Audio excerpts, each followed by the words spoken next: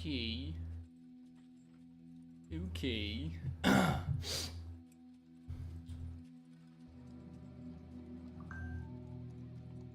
Give me a while.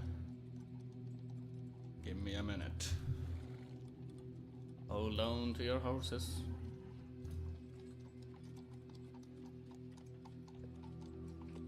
Okay.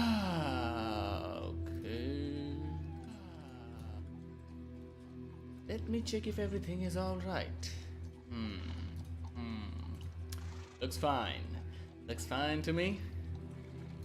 That is open, that is there, that is that, and I think it's nice. Good, good, very nice. Keep it like this. Keep it like this, and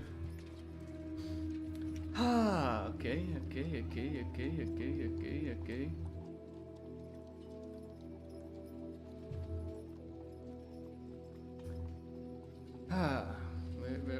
Well, let me wait. Let me wait. I'm not gonna mute my phone, so there might be some notification sounds. Okay. So it has been quite some time. I don't know how my audio is gonna sound. I hope my audio is louder than the background music. I have no clue. I just set it up. It should be fine. It should be fine, I guess. It has been quite some time since I did it. I mean, did this. To be honest, I forgot how to start this. I had an idea how to, begin this, but I'm not gonna be, that cohesive with it. The basic structure of this is like the usual stuff. I'm gonna talk about the films, music, albums, stuff. Games is removed because I don't think I played that many games that released this year. I tried. I think there will be like 1 or 2 games, and it's like not enough to rank. Like at least there should be like more than 5 games for me to rank it. And they have to be good, and I don't think they were. I didn't even play them, so it's like, we'll just leave that aside. We're gonna play some games, I guess. We'll try some games, just some random games, some quiz related games, some mind fucking stuff. I'm not gonna like play anything that is too like consuming, like physically taxing, because I want to relax. Like no fucking point in doing that. Let's hope the audio is like good, because I don't know how it's gonna sound in like YouTube, because I tried a base streaming recording one, and it sounded fine in my end. It might sound a bit low on your end. I can't be the judge of it. I'm gonna increase the mic volume either way. Yeah. I think this will be fine because it is now peaking at yellow when I'm loud, and I don't want to be loud. I think this would be fine. I'm not gonna I can try like a better position with the mic, but yeah, I'm too lazy for that. Bullshit. I will start first with the films. I'll try to keep it slow. I don't know how long this stream is going to be. It might be, I don't know, at best 3 hours. At best, I guess. Can't be sure of it. It should be around like 3, at best 4, if I feel like it, if I'm not tired. And I'm like already streaming at like evening in here, so it's gonna be night by the time I end it, which is a lot. Someone like me, who's lazy. Okay, first of all, I'm not gonna reveal the list first. You can see it in the letterbox yourself, but I will, where was it? I will go for the films that I watched this year. The last year first, like 2023, because it's like an overlap, the films, the certain film release in 2023 and I watch it in 2024 and whatnot. I'm gonna make it a bit large, too large. This would be good enough, I think. Yeah. Okay. I don't think. Okay, so I don't think Godzilla minus one. I think that might be included in like this year, but it was good. It was good. It's a fun film. People liked it. I'm not a huge fan of like action stuff, but it was fun. It was fun. Not that great.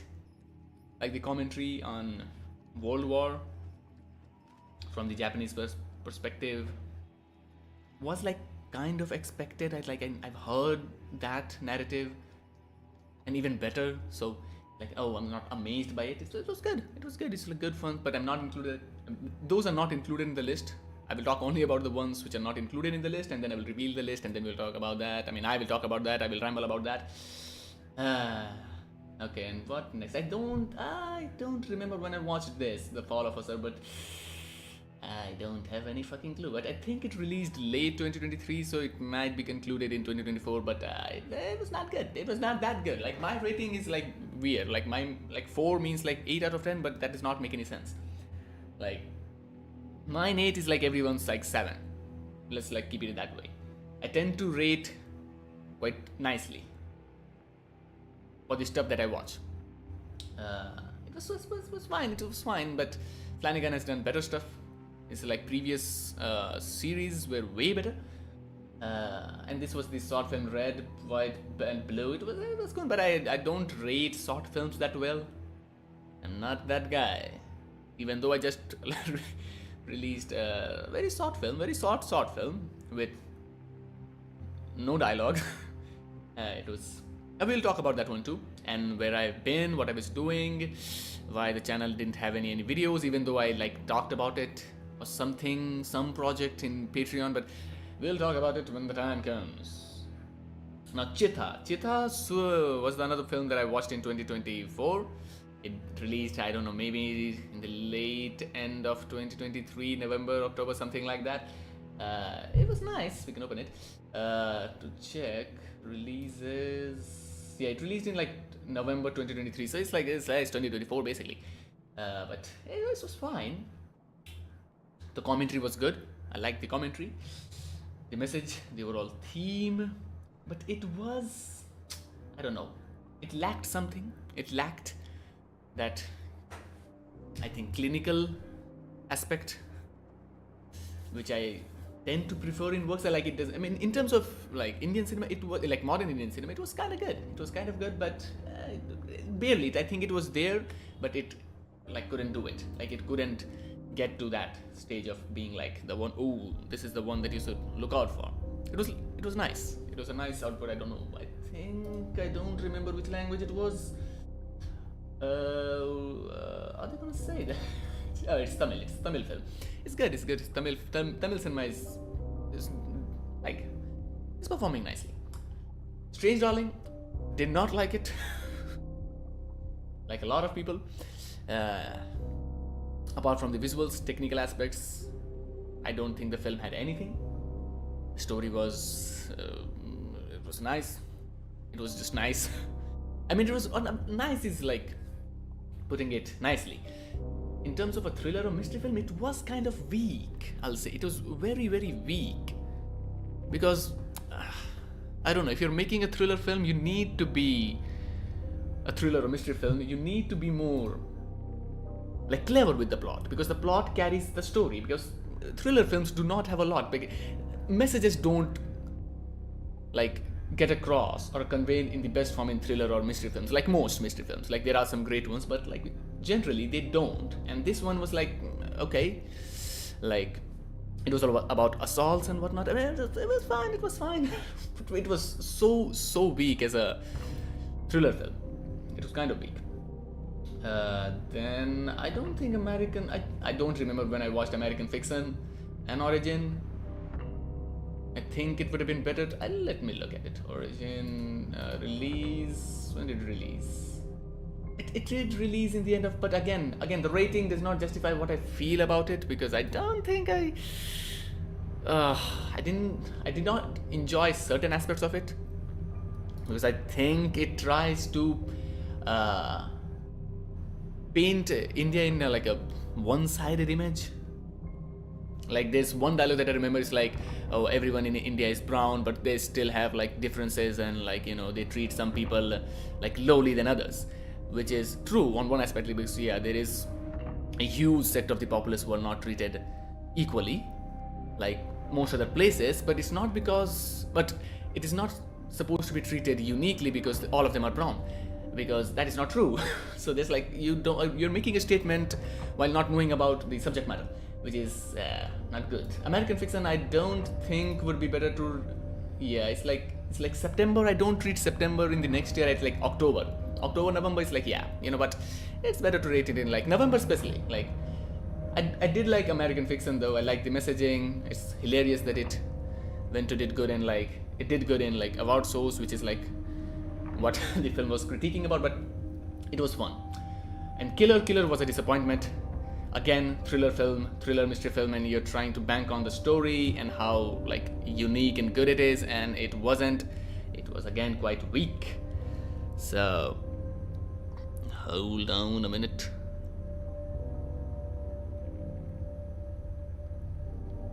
Yeah. I mean, David Fincher has not been doing the best in recent time. His output has been quite weak lately, but it's I don't know. There's like nothing fun. Like Fincher's, I mean, it's like nothing, but it's kind of a weak film. I mean, I don't know, like his last film was Monk. Monk was again okay. I think The Girl with the Dragon Tattoo was the last one. Yeah. Like, yeah, Gone Girl. I don't rank Gone Girl that nicely. I think Post, I'll say, even Social Network is okay. It's nice, good, that's nice. But I think Post, Zodiac, his output has been really weak. But again, Zodiac was a great ass film. But yeah, The Killer was weak. I don't know. There was nothing interesting about it. I was like, oh, okay, I was amazed by it. There was like, that factor was lacking. The Boy and the Heron, again, I will say that I've not watched a great deal of Miyazaki's film. However, in terms of animation, I don't know a lot about animation, but the visual style was very, very weak. I don't know if it's this like the usual style of his, but it felt quite, generic. The story was nice. Again, the commentary, the messaging of war and whatnot is fine. But again, I've heard better. Like I've seen works from, Kobayashi Mizoguchi has done way better commentary on the contribution or involvement of Japan in the World War II and how they handled it, everything around it, the aftermath and whatnot. So it was fine. I liked it, but again, nothing crazy. Red Rooms was another film. Again, French cinema, they go all out and whatnot, but it was fine. It was a wild ass film. The best part about it was like there was a Rina Sawayama song, so that was the highlight for me. Like there's sudden fucking like one of my favorite singers' music there, but apart from that, it's interesting, it's unique, it's different. But again, the messaging, the theme, the overall structure, which is like quite significant or important in thriller or mystery films, was lacking. Again, that's like my biggest fucking complaint for most films of that genre. I don't know Perfect Days release. When the fuck did this one release? Yeah, this was early, so we're not gonna even discuss about it. Let it be. I was not a huge fan of it. I don't like films made by directors set in places that they're not from. Which is like, it feels kind of off. Like if I wanted to see this sort of film, I would rather watch Koreeda's film. Or yeah, Koreeda's film would be the best example of a film that is kind of similar to Perfect Days. And I don't think Sleep was of this year. Last Night at Devil's, Late Night with the Devil. Again, thriller horror. It's kind of like my, alleyway, whatever you call it, however you say it. I don't know. Apart from the all AI fucking controversy, keeping that aside, I don't think the film was that interesting, unique. It was kind of unique, but I think Cronenberg has dealt with this, like on the realm of this. I don't know. It wasn't crazy, it wasn't that good for a horror film, which I tend to rate quite harshly if it's not good. So there's that. And then Irata is another Malayalam film, if I'm correct. Please, I'm correct. I am correct. Yeah, okay, this one we're not gonna discuss this one because it's released almost a year ago. And Against the Tide, I don't know when this one released either. Okay, this one didn't even release in India, so I don't know. But again, it's too early for me to rate it. Now let's move on to 2024. You can see I watched like 45 films from 2023. Like some of them are like stand-up comedy and whatnot. But from 2024, it is quite low. I did not watch a lot of stuff. Let's discuss about the ones that didn't impress me a lot. Uluzuku. Uluzuku, yes, I think that's how it's pronounced. I might be wrong. No, it is a Malayalam film. Okay, it was quite early. No, it's released in 2024, so it doesn't even fucking matter. I think the direction was quite weak because I watched it quite recently, so I remember why I didn't like it that much. Again, a mystery film, so I tend to be quite harsh about it. I think the music is too loud. Let's see, yeah, this would be better. What was I saying? Yeah, so the direction was weak. The acting was the strongest point. The messaging was kind of decent, I'll say. I don't know. I was not like blown away by it. Seeing the reviews it got, because it was quite highly rated. And it featured some great fucking cast. I mean, Urvasi and Parvati are renowned actresses from the Malayalam cinema, so I don't know. Not that crazy. Same for Maharaja, even though it's like really, really well liked in here, people absolutely love it. Another Malayalam film, or Tamil, sorry. I thought it was Malayalam. My bad.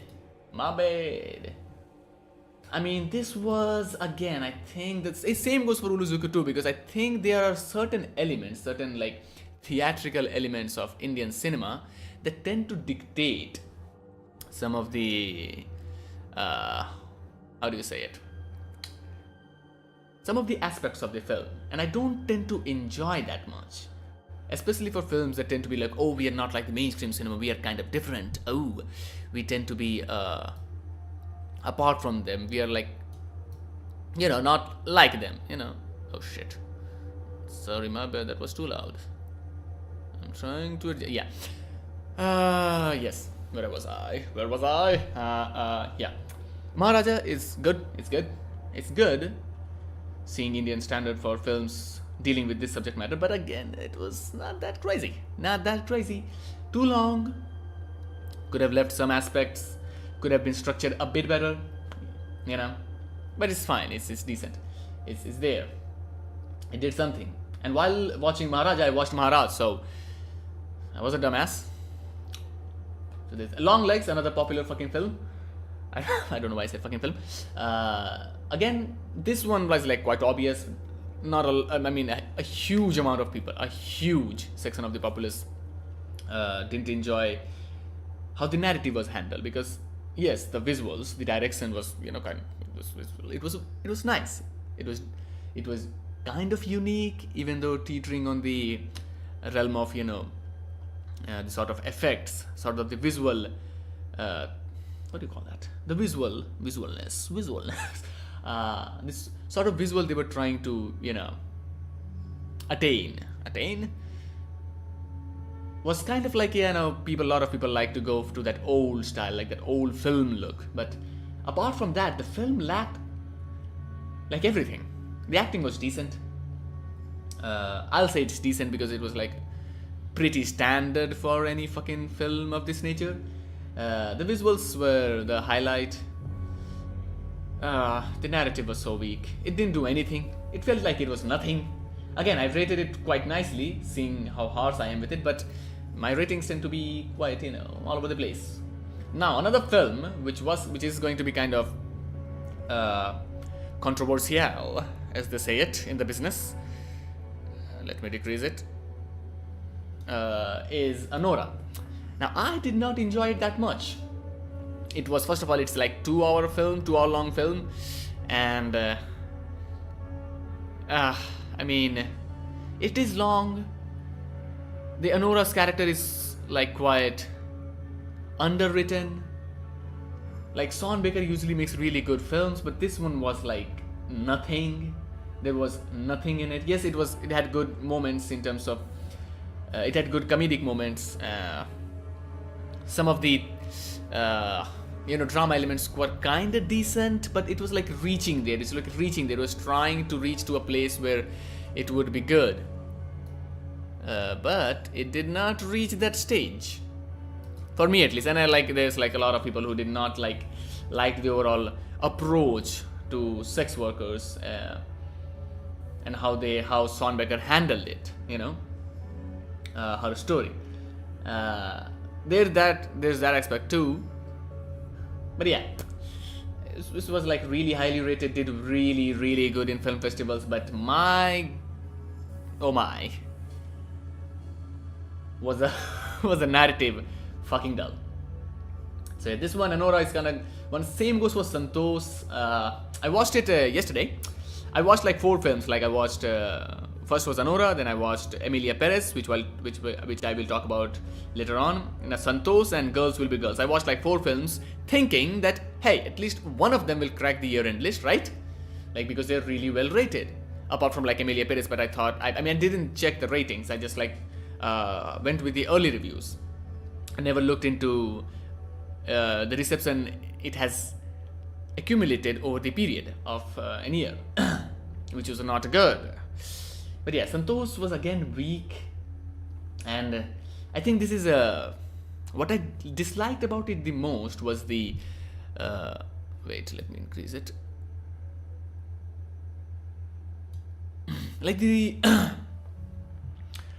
running motif of Indian filmmakers who have settled in foreign countries, depicting India in a certain way, and then people will be like, oh no, this is the real gritty India, this is the real side.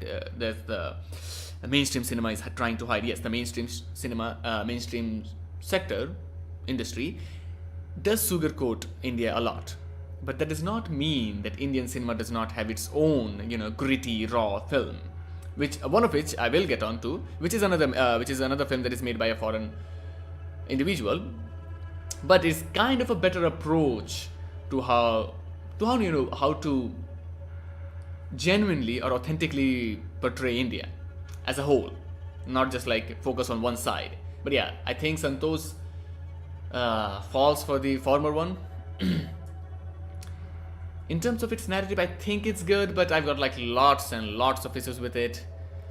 Like I don't like how like it portrayed how people from lower caste are treated in India by the upper caste, the powerful, the rich, But I don't think the film did enough to humanize the people from lower caste themselves. So it's like, what the fuck did you do? Nobody did, like even in the slightest. And like in the ending, in the finale, it tries to do that, but it's like, I don't like it. I don't like it how they portray them, how they represent them, and how they treat them, even though they're trying to portray how they are treated. It's like, I don't know. It's a mess, but I think I'd liked certain elements of it. The acting was really good. The casting was really good. I did like the elements it tried to showcase, even though the execution could have been better. But yeah. Another film, Substance, did not like it. It's kind of same with Anora for me. I don't like how it portrays. It tries to be like, oh, we are taking a feminist approach, but I think it falls for the same stuff that Barbie fell. I think it tries to do something from a good place, but again, the execution, my god, is it bad. And the film turns into a fucking gore fest by the last 30 minutes is like gore. It's like, hey, it's gore. It's long, it's fucking long. You could have cut that part and the film would have been a bit better. But no, they want no, we want to have important themes, and we want to try to keep it explicit to send across a message. But however, by the end, they are going to the gutter. The entire message is non-existent by that time, by that point. So I don't know what the fuck the director was trying to do with the subject matter. Did not enjoy it. I'll say that much. But yeah, Substance, did not like it. Emilia Perez hated it. Still rated it kind of nicely because I think some of the elements and how it tries to like meld, even though I didn't like the songs, I don't like musicals, I liked how they melded some of the musical scenes in the film. The direction was kind of good in some aspect, and in some aspect it was like there's a certain element to this sort of direction that tends to heavily feature in Hollywood, mainstream Hollywood, like big budget Hollywood films, that I tend to despise. And it was kind of fine in it, like the whole color palette being like blue and green heavy. It looks, I don't know, it looks drab, it looks generic, it looks uninspired, monotonous, you know. It's a really, I don't know, unflattering image. But yeah, the acting was kind of fine. Again, the messaging, oh my god, it's like the wars. Again, they've got like a good subject matter, and then they're like fuck it. Fuck it. They're just like, fuck it. There's like simply they were like, fuck it. And they left. That's what they did. They went fuck it with it because I think the cast was good. Like Carla Sofia Gascon was really nice. Zoe Saldana was nice. Selena Gomez had a decent performance too. But I don't know. I have no fucking clue how it did so well in the festivals. I'm genuinely baffled. Emilia Perez, Kind of Kindness. It's a film by the one and only Yorgos Lanthimos. I did like this one. And it's like surprising to see him like release two films in like such a short period of time, because he generally takes time. If I'm sure, there's like at least half a decade. No, that's like 2 or 3 years. I forgot about The Favourite. So in 2018, The Favourite, and then 2015 was The Lobster, The Killing of the Sacred. Oh, this was quite close too. But again, they tend to be quite distant. Dogtooth was like really early. There was Poor Things. But yeah, I liked it. I didn't like the entire film. I did like certain sections of it because it was divided in 3 parts, I guess. And I did enjoy like a couple of them more than the others. But yeah, I think it was good. I mean, I watched it so fucking long ago, I don't even fucking remember it. It was weird, as usual, as it tends to be with his films. I did like the messaging in some, and it was kind of lost in certain ones, but it was decent. I'll say it's decent, even though I've like rated it pretty nicely. Pretty highly, I mean. The Goat Life, couldn't complete it. Did not like it. I fucking hated its direction so much I couldn't even complete it. And Manjumal Boys, again, really pathetic first half, really strong second half. I don't know what the fuck happened to the director, because they went like, you know what, fuck it. Who the fuck needs a good fucking prologue? We're gonna be really pathetic with it. And then we can redeem ourselves by the finale. I think it's another Malayalam film, really highly rated. Well appreciated in here. Malayalam cinema again did good. But my god, I think the first hour or so is a fucking, it's really tough to watch. I don't know the fucking how they approached. I mean, I didn't enjoy how they approached the characters. You know, they made like they made a genuine effort to make them like genuinely unlikable. They might be a true to a certain aspect, but again, it was so fucking unnecessary. There was no fucking need for them to be like this, you know. But yeah, the finale, really good. I like that one. The finale was good, but again, didn't crack it because the first half was really bad. No Other Land, I tried to watch it, but I couldn't get hold of it. I would watch it sometime. But again, one thing about Manjumal Boys, it's like one of the biggest aspects that I didn't enjoy about it because of it was how it treated the female cast, the female characters who are like non-existent in the film. Mind you, do like feature some good actresses. Like I don't remember their name, but I do remember their face, and I've seen some of them in other films in prominent roles. And in here, they're like just like, you know, almost like, I know, at best a minute long role. with a handful of dialogue. So it's like kind of, sad. And knowing what Malayalam cinema went through with all the protests and how they treat like actresses down there, even though like the whole system is not that good in India and all over the place, because guess what, people don't treat people nicely, who knew, who fucking knew that people don't treat other people nicely, especially for their gender, and a host of other stuff. Exhuman, another film that didn't crack it for me, even though it had like one of my favorite actors, Choi Min Sik. Love that motherfucker. Crazy ass motherfucker. Love that guy, but the film was like a weaker version of Wailing. I don't know. If you haven't seen a film like this, then you might enjoy it. But if you have seen any thriller film or thriller adjacent mystery film from South Korea or Japan or any East Asian nation, you will be like kind of, I don't know, aware or predict its story, which is not good for a thriller or mystery film. Oh, another two films. Was I another film I couldn't complete? I did not like the comedic elements and the mainstream dance fucking shit, even though it was trying to be an again art film, and then you're like doing the same bullshit. Another one, Miyazagan, yeah, however you say it, Miyazagan, I think. Again, really highly rated film. People love it here, but man oh man, is the direction fucking weak. Like one of the worst direction. I think it's better than Goat Life, but oh my god, it was painful. It was painful to witness unnecessary cuts between scenes, which didn't add anything to the fucking film. Yeah, so didn't watch it. I think I watched it like for 10 or 20 minutes. I'm like, fuck it, I can't do it anymore. Then A Different Man.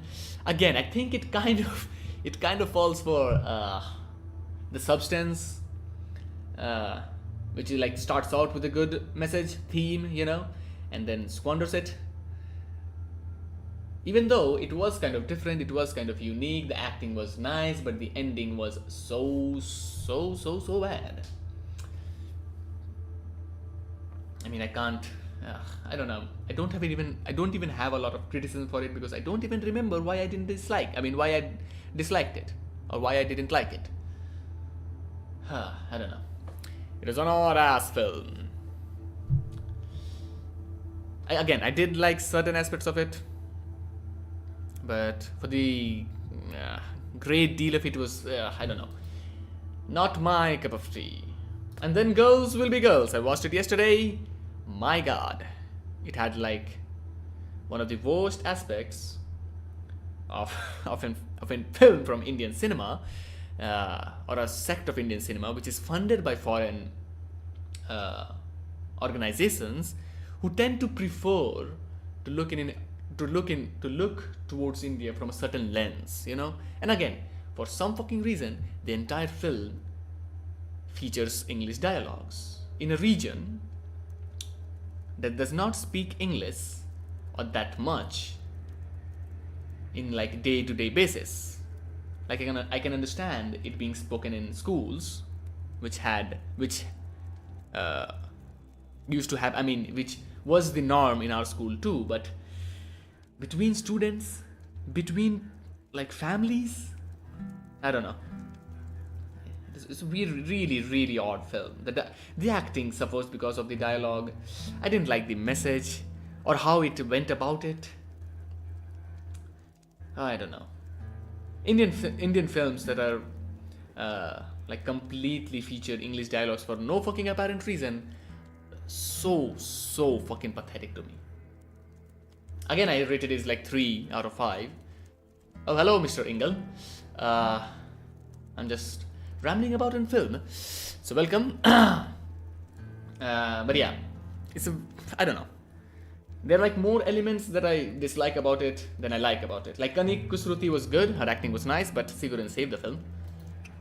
Okay, now that is done, and you have arrived at a really good time, Mr. Ingle, because we are going to discuss some of my favorite films from this year. The list ones, because for the longest time I was discussing about the ones that I didn't like, which was quite a lot, because I tend to be quite pessimistic or cynical with films that are, either like the ones that I tend to enjoy, genre-wise or region-wise, like from Asia.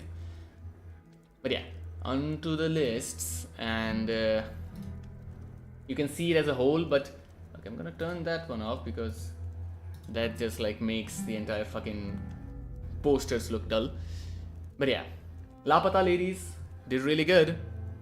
Really, really good.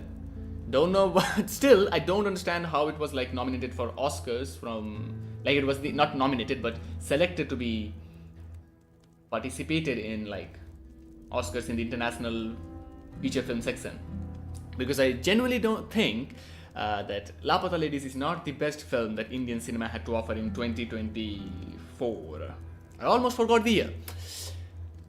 But yeah. I think it... I haven't seen... All We Imagine Is Light. I'm losing fucking brain. But yeah. That was like the film that was like, oh no, that should have been the one... What was I fucking trying to say? Oh yeah, that's a... Huh?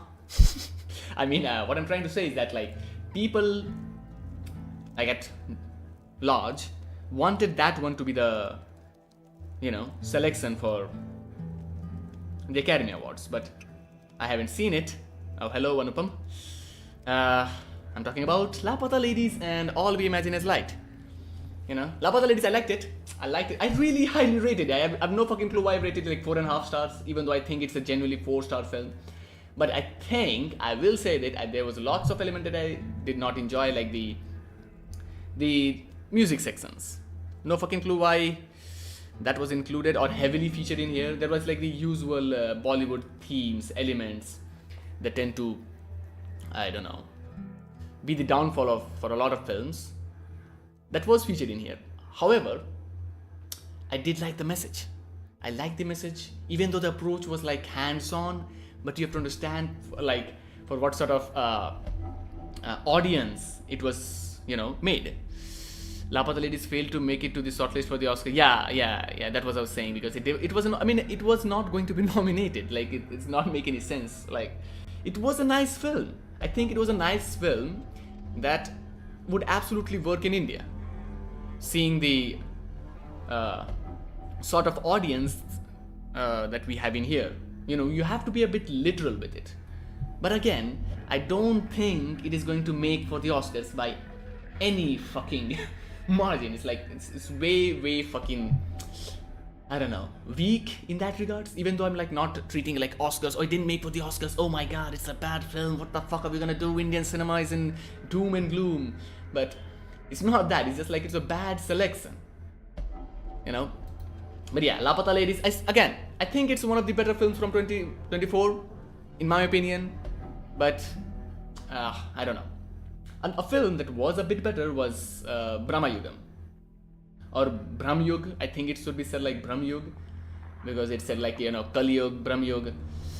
This was really promising. It's a thriller, it's a horror film, a black and white horror film that is really atmospheric. Like I think the promotion was really good. The images, like this being one of them, was like really effective. So like really eye-catching. It was distinct. It had a character, and it was coming from Kerala, I guess. Yeah, it was coming from Kerala, which is like has a really good track record for independent films, art house films. In recent times, they're doing really good. They're performing really good. They're making good films, and the good films are working there. So that is a good sign. I think. What about Village Rockstar? No, Village Rockstars. I watched it. I think Rima Das. She's one of my favorite directors from recent time. I think that was a really good pick. I will say that Village Rockstars is a better. I think if you wanna look at her catalog, like give me a minute. Village Rockstars. Village Rock Stars, because I think there is a film by Rimadas, I forgot the name. Yeah, Bulbul Can Sing. I think Bulbul Can Sing is a way better like approach. Wait, let me decrease this. It's a way better approach to depict the, adolescent India in a really, realistic manner, in an authentic manner, in a genuine manner than what like Girls Will Be Girls did. But yeah, Village Rockstars, I liked it. I really liked it. I have no clue why she made a sequel to it. I haven't seen it, but I hope it is good because I really, really like her direction.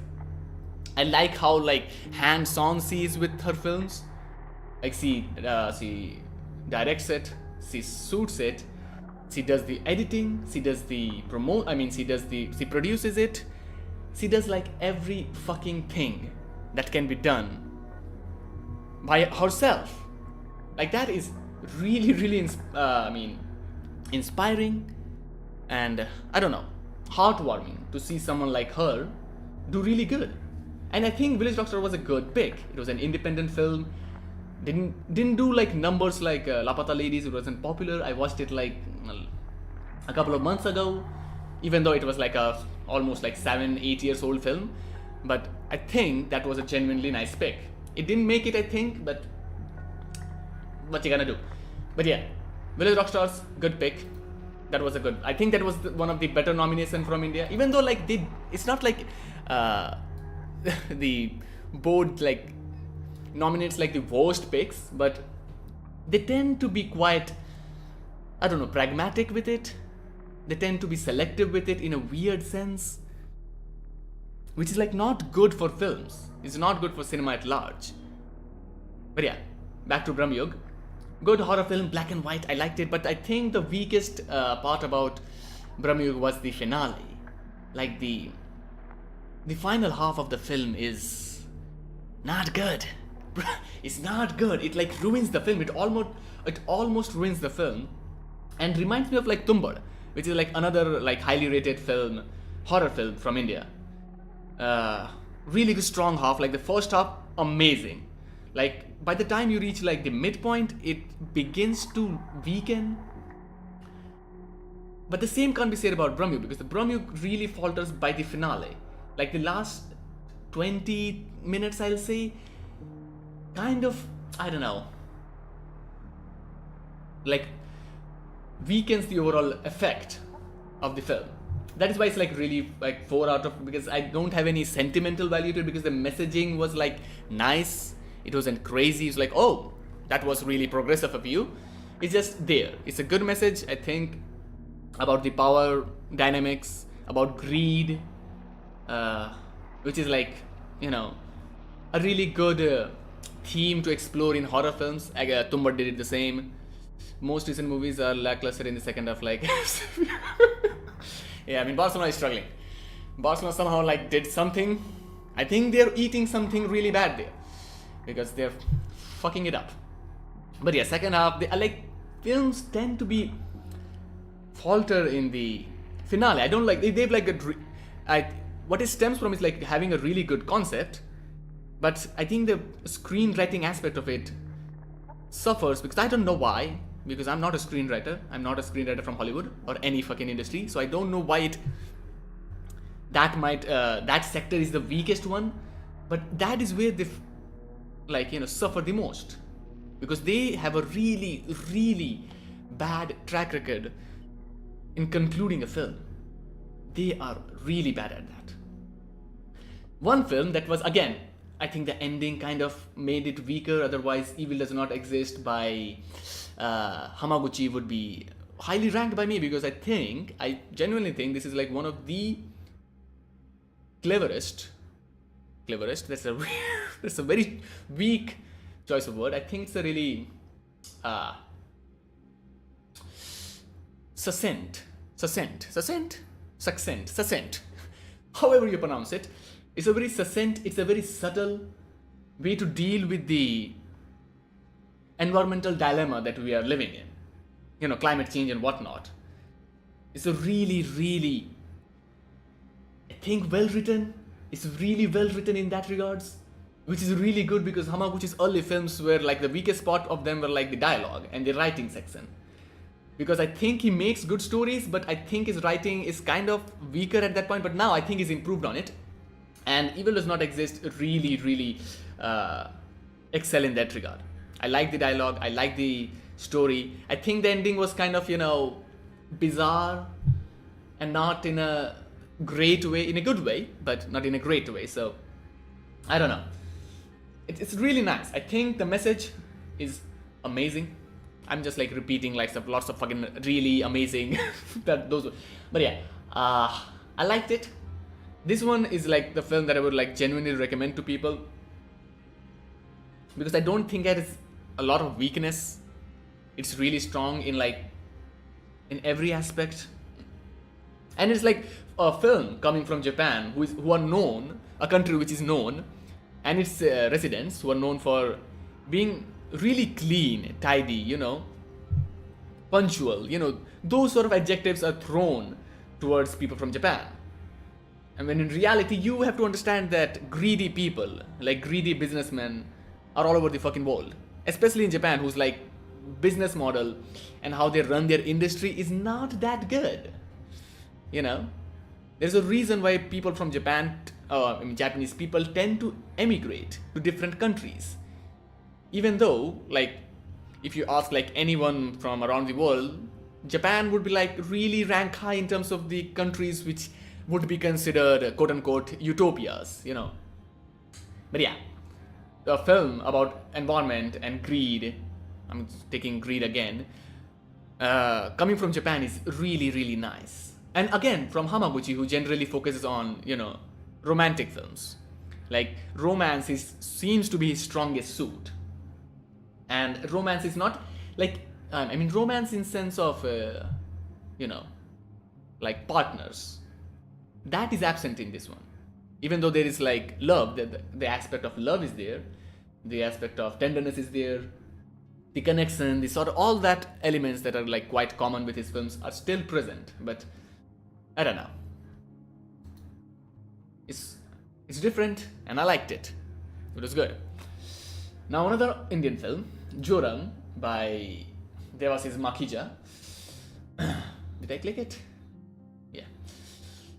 This went like under the radar. It's not rated highly by people, but I really enjoyed it. Again, I think this is a film, it's kind of similar to Santosh in certain sectors, and I think this does a way fucking better job at, portraying the corruption of the, the systems, various systems, government, police, authorities, and whatnot in India. I think it does a way better job at trying to convey how drastic, how detrimental it can be to certain people, certain groups of people, certain communities. I think Joram does really good at that. Something that that can only come out when you've experienced that life, which is like kind of lacking in filmmakers who are not from here. Like there's so much you can do. There's so much distance you can cover from reports and news and videos, because they do not present the overall story. There are multiple sides, there are multiple angles that you have to explore, you can't disregard those. You have to understand why it is happening. You can't just show something bad, be critical of it and then just leave it that. You have to understand why it happens, not just what happens. You have to go deeper, and I think a lot of film lacks that, and I think Joram does good, but I think it has got a couple of weak moments. I don't know, it's kind of long, and it's really different. It's like kind of long, but it didn't do enough with the subject matter, in my opinion. So it's it couldn't balance everything properly. But again, I liked it. Again, sentimental value gives it like half a star more, which is a thing that is quite common with Indian films for me. I tend to be quite, what do you call it? Less cynical? I forgot the word. But yeah, I try to be like more understanding to here, like films from here. And again, Joram, I think Devasis Makija made the film with his own money. He went into debt with this one. So there's an again, someone who's trying to pursue filmmaking. I can, understand his pain. I can understand the effort. I can appreciate it. So for that only, I will be like more generous. Generous was the word that I was looking for. Close Your Eyes by Victor Eris, a director that I recently explored. I watched like 3 films from him, and all of them were fucking great. Close Your Eyes is an ode to cinema in a really, in a poetic fashion. It's about, it had so many fucking layers that it reminded me of Mohsen Megmalbaf, a moment of, what the fuck was it? But yeah, it's like reminded me of Iranian cinema and how they have like layers and layers on layers about a film, made about a film, talking about film indirectly, directly talking about human life, the connection of cinema to humans, and all, like everything in between. And I think it really does a really, really good job at that. It's a really good film. It's a really good film. I mean, I can't convey my opinion, my thoughts on it coherently enough and praise it enough for how good it is. It's slow. I think it's slow. I think it's the longest film from Victor Eris, if I'm correct. I don't know. It's nice. It's a really nice film, but it can be long, it can be slow, but I think the journey is worth it. I think the journey is, but again, you have to like consume more of his films to understand the sort of what do you call it? The direction that he's going with, because there are like couple of recurring motifs in his films. I think aging is one of them. If I'm correct, I think aging is one of them. Past romances, relationships is one of them, I guess.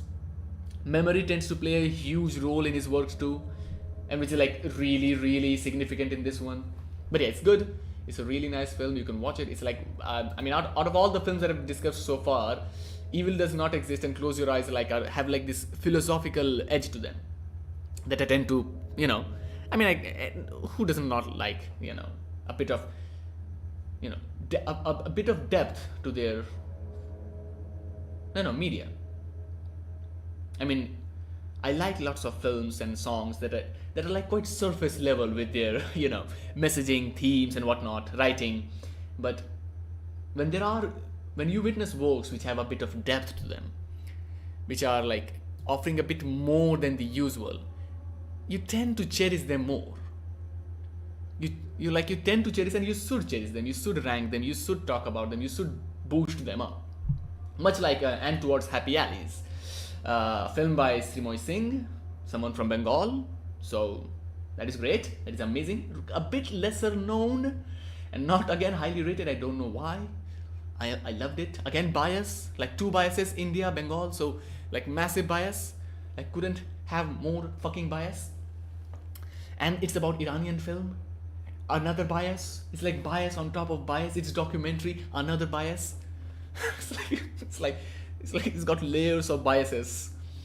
Like my generosity can only go so much, but again, it's not like its generosity is only giving it highly this ranking, this rating.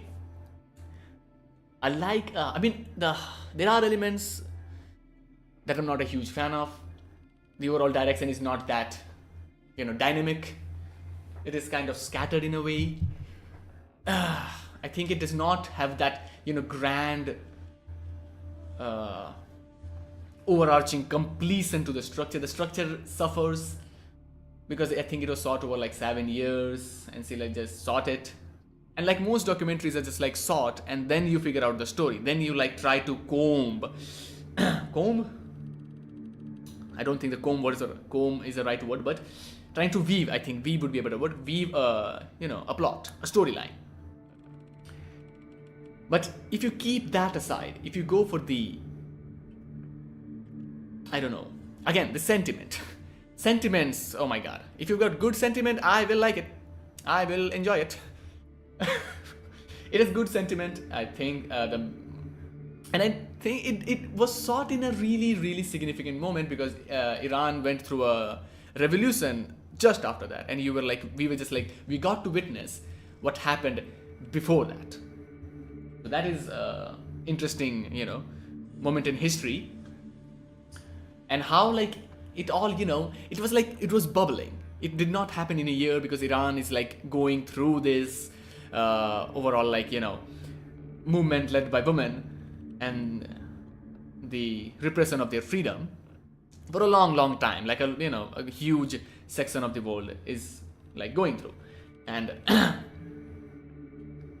but I think you can just witness the culmination. You can just witness the tipping point in this one, and I think I liked it. And I just hoped like she filmed for a couple of more years, like 1 or 2, maybe 1 or 2 more years, so we can witness the Revolution 2. Something that I like. That's like, you have to understand the reason for the fascination of Iran for me is not because it's a great country. They have great history. They have got great heritage, culture, much like India. But I think for me, what I like about Iran is that they are struggling. They are aware of their struggle, but they're not like giving away hope. They're they're willingly fighting for it, even though it might be small, it might be contained. But I think they're willing to fight for it, and that is commendable. Like shit happens, world is not great, but there are countries, there are nations who tend to be quite passive about it. Like this is the one thing that I always bring forth when I'm bringing for Japan. They have no hate crime rules, but I mean that simply means anyone from Japan, preferably Japanese, Japanese people. I mean, think people who are like Japanese, just like not just immigrants who just settle there for years. They can basically, keep you aside, suppress you for the reason of you being different from them.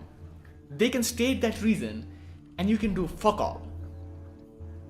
That is really, really bizarre for a country who are known for being, nice. So it's kind of odd. And you don't see a lot of Japanese rallies regarding we don't have any hate crime rules, because they don't need that, because majority of them are Japanese. And the immigrants are really just delightful for being in a country which is like really functioning, at the peak. Like, okay, they might be racist to us at some points, but at least we are getting the nice things, Like, the first generation immigrants are not going to complain in Japan, because there is not a lot to complain about in there in comparison to the places they emigrated from. So there's that. But again, Iran, on the other hand, back to the topic, isn't a perfect country. But again, great art, great fucking art. Farrukhzad's fucking poem featured in here, which is amazing. Like, I think the poem that you hear in the trailer of this documentary, I think it conveys everything that I like about Iran. The person who is like narrating it, her emotion, what she goes through, and what it represents at a grand level is just it's just like it's just amazing. It's amazing. It's so there's a soul to the cinema from Iran that I think lacks in majority of the European cinema. Even in like from the West, I think Western films or cinema in general tend to be quite, I'm not going to be devoid of, they're not like devoid of soul, but there's, I think it is quite less there. So there's that. I think that's the reason why I like And Towards Happy Valley, because it has soul and it has sentiment. Something that I like. And it is about Iran.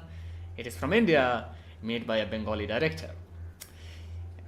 Like, again, as I said, bias. And then we get a proper Indian film about India, from Kerala, from Jio Baby, featuring the one and only Mammootty. I mean, what the fuck do you want more? It is everything that you can dream of. It is a story about homosexual relationships conveyed in a really poetic, in a subtle, in a meaningful manner that is not pandering, that is not trying to preach. I think it's like so good. It's simple, it's subtle, it's, I don't know, it's amazing. And it's got Mammootty. Like Mammootty is, if you don't know Mammootty, it's like basically, what the fuck was his name? The guy who, the actor who plays James Bond, or used to play, him doing a film called Queer. Yeah, Queer. Imagine that, but in India. Like a huge, renowned actor, a heterosexual actor, doing a homosexual role. That is unheard of. Yeah, Mammootty is the GOAT. Mammootty is the GOAT. It's like basically Mammootty is the GOAT, and like it's more so in the South because they tend to like praise their actors, and I think Mammootty deserves it. And like he's the guy. He's the guy, and you've got like fucking forgot the actress's name. Yeah, Jyotika. I was gonna say Nayantara. Yeah, Jyotika, Mammootty, like big names. These are not like indie films. These are not like indie film actors, lesser known, or they just did a film that did good with good message and good heart. No, these are like big motherfucking names making a film about a subject that is, you know, I'm not gonna say unheard of or not discussed, but not discussed enough in India. And it was received well, which is like, what the fuck can you ask more for? It did everything good. It was like it covered everything. It covered every fucking areas perfectly. Kathal, the core, is really good. I don't know if there's a significance to the name or not, but I like it. Jio Baby is a good director. Even though I liked his previous film, The Great Indian Kitchen, but I think he improved on certain aspects that I disliked in here with Kathal. But yeah, good film. Short. I don't think it's that long. Again, I would recommend it if you're like interested in Indian cinema and want to watch something different. You know, this is a proper independent film that lacks the usual dance sequences and music out of fucking nowhere sort of, you know, elements that are known with Indian cinema. This is a proper one, I think. This is the first proper one. I will say Joram is the one too. Brahma Yugam, I don't know. It has that, but again, like, how the fuck are you gonna include dance sequences in a fucking horror film? In a period piece? I mean, it's like, it wouldn't be suitable for it. You know, it will feel out of place. But yeah, Kathal, the core, really good film. And then we get to like the big names, Dune Part 2. Now there is a reason why I'm ranking this high. And it's not because it's it was a massive film, everyone liked it. It did like insane numbers. You know, Villeneuve became this, even though he's made like massive fucking films. Even before this, like he got just like Prisoners, Arrival, Blade Runner. So he's got that pedigree of making good films with huge budget and be actually good. But yeah, the reason why I liked this one more than the first one was not because it did enough with the story. It was more so because what it did with the story. Because I think the biggest complaint with a majority of the people who watched the first one was that it didn't have enough. The story was lacking, they didn't do enough with it, the characters were not fleshed out and whatnot. I think this one is gonna this can be apparent in this one too, but because it's a like multi-arcing story. So I think by the finale, whenever we get the next film and this series, I think we will witness like everything in its glory. I think you can't judge a series which has all been decided a series just by like the first 2-3 films. It's like watching it's like judging Harry Potter from one like Sorcerer's Stone and Chamber of Secrets. Like, okay, this was good, but it was not completed. We got like 2 films. You can't just like judge that midpoint. You gotta wait. You gotta see, like, you gotta, you know, as the children say, let them cook. You know, the motherfucker is cooking and the cooking is not complete. The food is still raw. But the reason why I liked Dune Part 2 is because the message, the themes. I liked how it was trying to include lots of, mythological stories, age old wisdom from religion, from Islam. I think it did like the most good for Islam that anything the West has done like ever. Like people were genuinely interested in the teachings of Islam and what it meant, what it genuinely meant, what it truly meant, and the good that can come out of it. This sort of stuff. But yeah, those were the elements that I liked about it, because it was not a shallow story about a person who is weak, who is not the who might not appear as the strongest one, but is the chosen one. It's like the same story with Harry Potter. It's like the same story can be found in Elden Ring. That is like a really, really old element. I think David and the Goliath, I think, can be kind of similar to that one. But the weak ones trying to defeat the big one, the big bully. The big these fuckers trying to beat this twink little motherfucker, trying to beat these guys. But yeah, with Javier Bardem in his side, so come on, he's gonna win. He got the hunk in him. He got 2 hunks with them, and they've got like 2 hunks. So it's balanced out. But yeah, I think I liked. What the fuck was I talking about?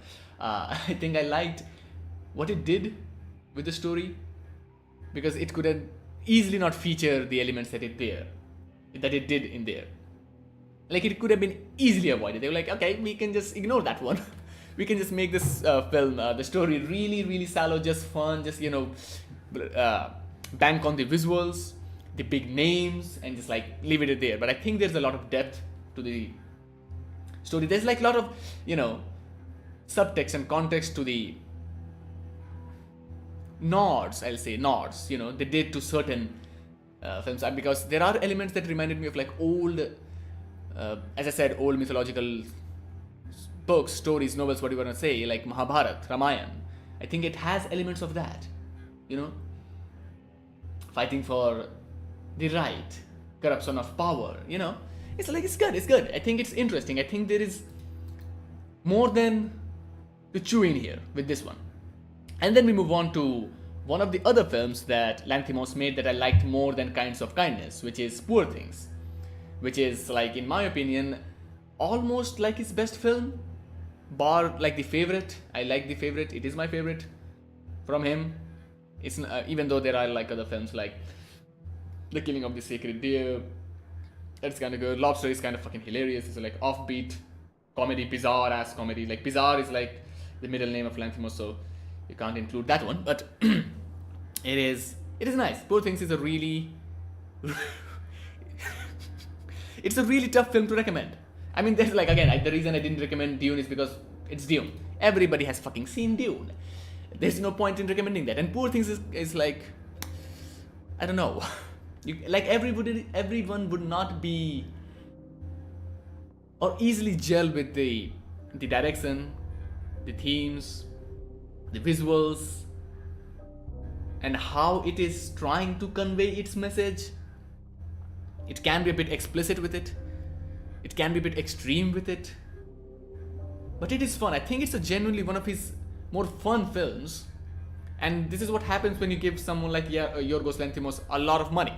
He's gonna make films like Poor Things, Targeting Puspa fans. Hi, Puspa fans, yaar.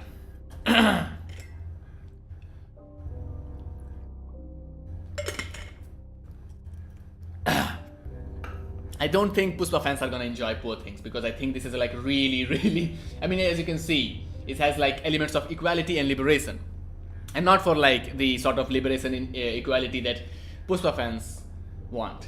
Young women, equality, liberation. Okay, I think 99% of the Puspa fans are like already baffled by those statements. Like, what the fuck are you talking? Woman, equality? What? Huh? That's like bizarre terms for them. Liberation? Nah. We don't do that. We don't do that with these ones. But yeah, Poor Things. it's an odd ass film, but I think it's fun. It's fun. It's like entertaining in a weird way. And I already like Lanthimos, so it's like he's gonna do whatever the fuck he wants, and I will be like, oh, it's fun. It's like, for me, Lanthimos is like kind of like Lynch, you know. He's kind of this weird guy whose work does not make sense all of the time. So you just witness it and then leave it there, you know, just like enjoy while it lasts. Because they're not gonna be delivered to us for a long time, you know. Like Lynch is already fucking gone. He's like retired. He's like gone to the oblivion. He's in a different realm. You know, he's experiencing whatever the fuck happened in Twin Peaks season finale. You know, he's in a different realm, guy. So yeah, poor things. Like if you're daring enough, watch it. You'll witness something that is different, fun, exciting, and maybe challenging. Might challenge you. And again, we're coming to kind of challenging. Again, Koreda is like one of my favorite directors in the current time. Well, Gordon was in different. Yeah. He's with Gordon in whatever the fucking realm they were, in the Red Room, talking with the little guy and the big guy. You know, the little guy and the big guy, they're having conversations. You know, Lynch is different. Lynch is really good. He's like one of my favorite directors of all time. Like one of the better ones from Hollywood. But yeah, back to the current king, Koreda, because I think he might have like some of the better films in the 2010s and even in 2020s.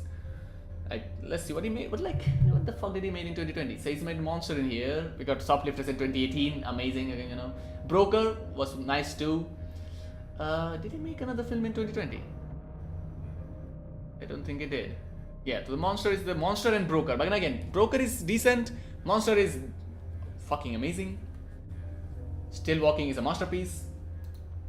Koreda is a blissful soul. But yeah, Monster, I think it just might be the best film for me in 2024, even though it says 2023 in here. And it did release quite early. However, it premiered in, I think, film festivals. And it released in November and December. And that was also limited. And theatrically, it released in like most countries by 2024. So, I mean, it should be included in like, again, I mean, people from Netherlands got it in like January 18th in 2024. So, I'm gonna judge it in 2024. It's like digitally released in March, June, whatever time it was. So yeah, there's that element to it, because it's released in the like better half of 2024, so it should be like just in 2024. Even though I think it's not eligible for like this year's competition or any award shows or whatnot. But again, for me, it's 2024 for this one. So I mean, come on. I didn't watch it in last year, and it wasn't included in that one, and it can't be possible for me to not include a Koreda film in the year-end list. My bad. He is the best. Yeah, and I'm not gonna. What can I say about this film? I've almost forgotten about this one.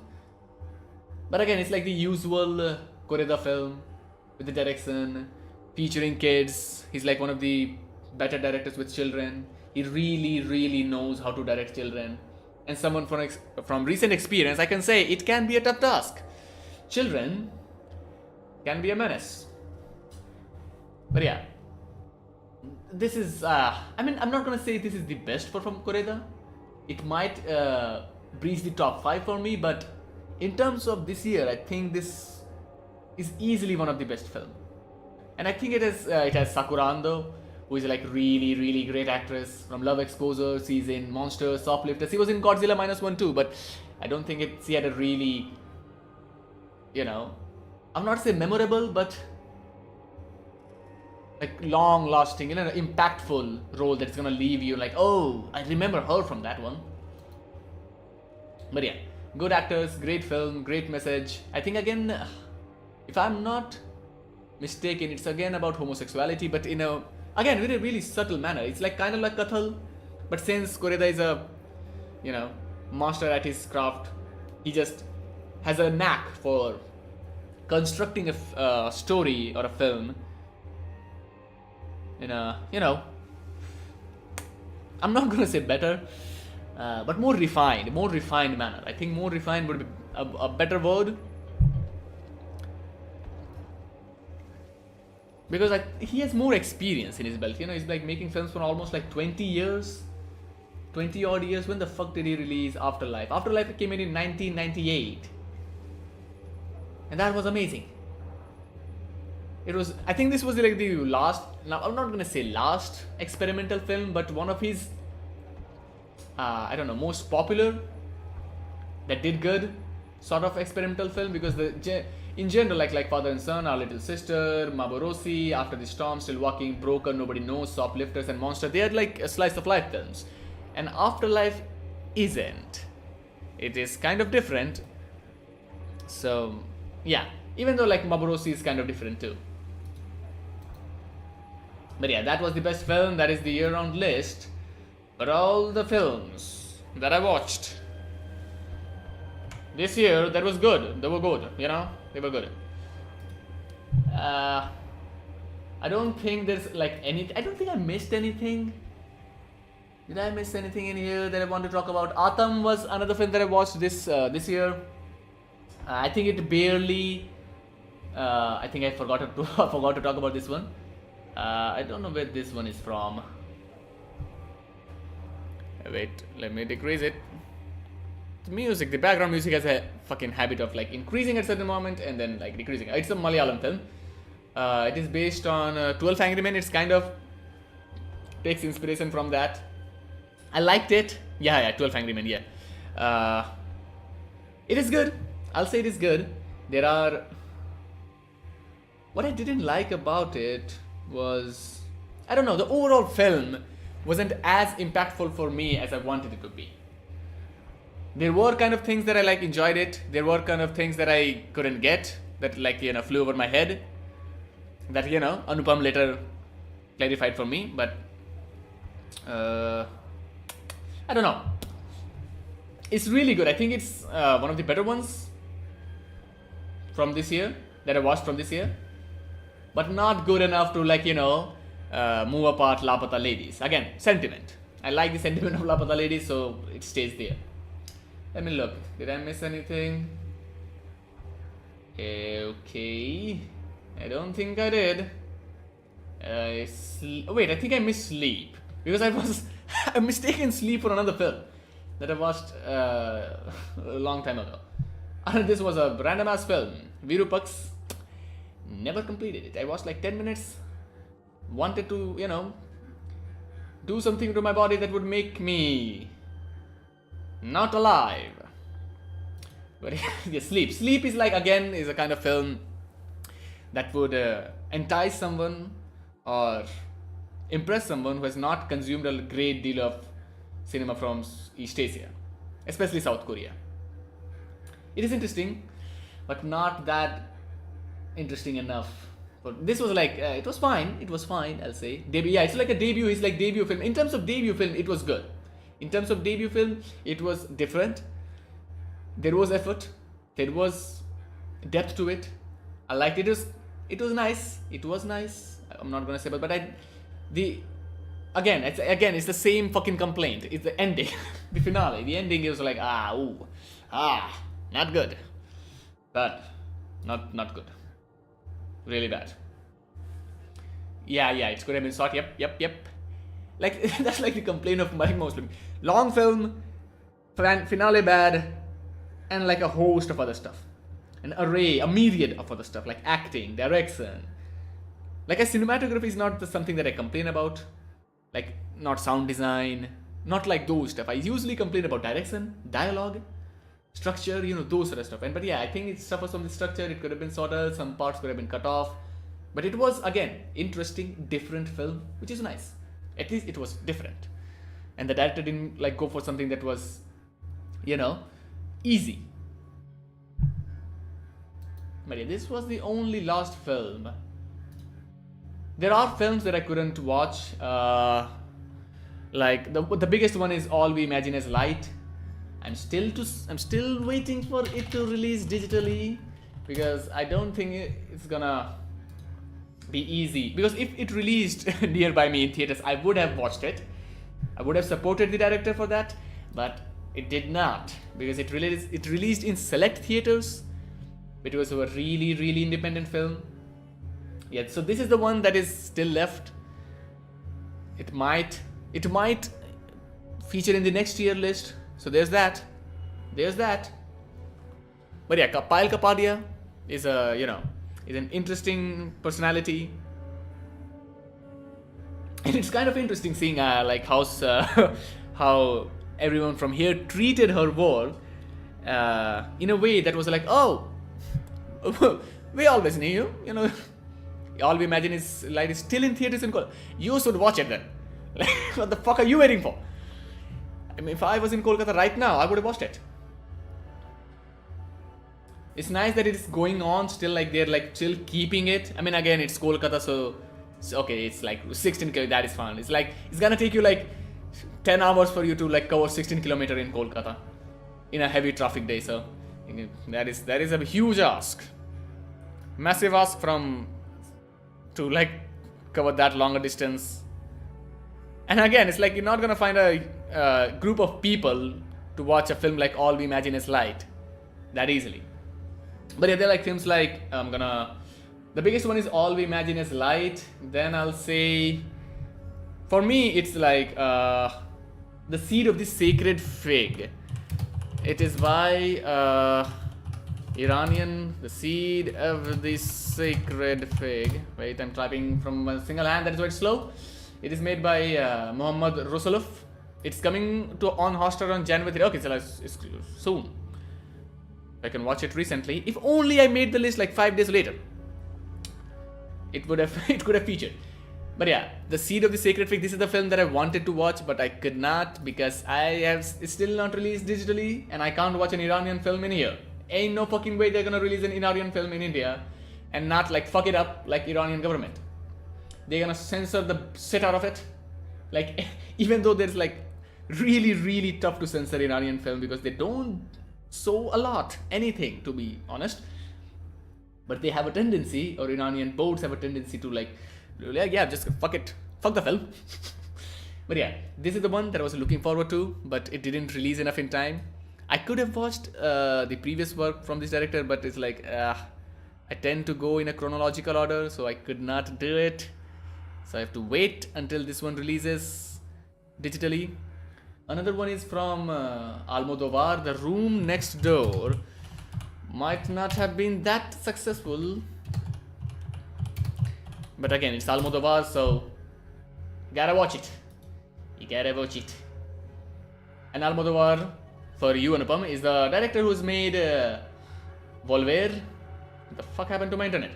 He's made Volver, The Skin I Live In, All About My Mother, Woman on the Verge of Nervous Breakdown, like great ass films.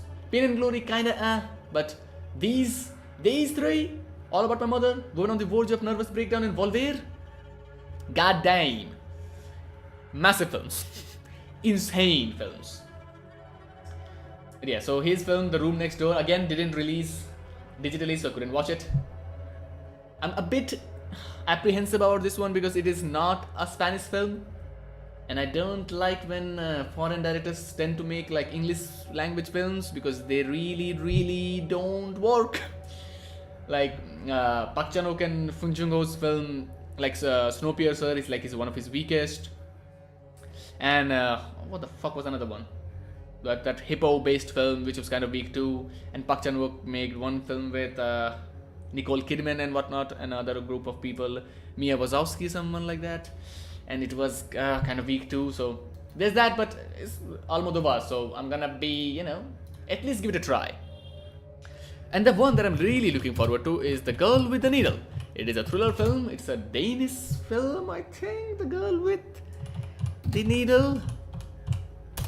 The Needle Girl. I spelled it correctly. The Girl with the Needle. Magnus von Horn.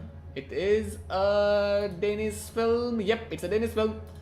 It has got sweet jeans too. Yeah, this one is good. Black and white thriller film. Like the concept. Again, hasn't released. So of course it might feature in the next year list because it has like decent rating. But let's see. It can be good. Who knows? It might be good. And the other ones, I mean, the other ones, I'm like, there are other films like Bird, Farming the Revolution, Nocturnes, Sister Midnight, but I'm not like, ooh, gotta watch it, gotta wait for it. Like, these are the 4 films that I would have preferred to rank it in here. That being, those being The Room Next Door, All We Imagine Is Light, The Girl with the Needle, The Seed of the Sacred Fig. Yeah, these are the ones. I was like, you know what? It would have been nice to watch this. Yeah, what you gonna do? Because it might be controversial, but I'm not a person who enjoys films in theaters. I don't think it is the best way to watch a film.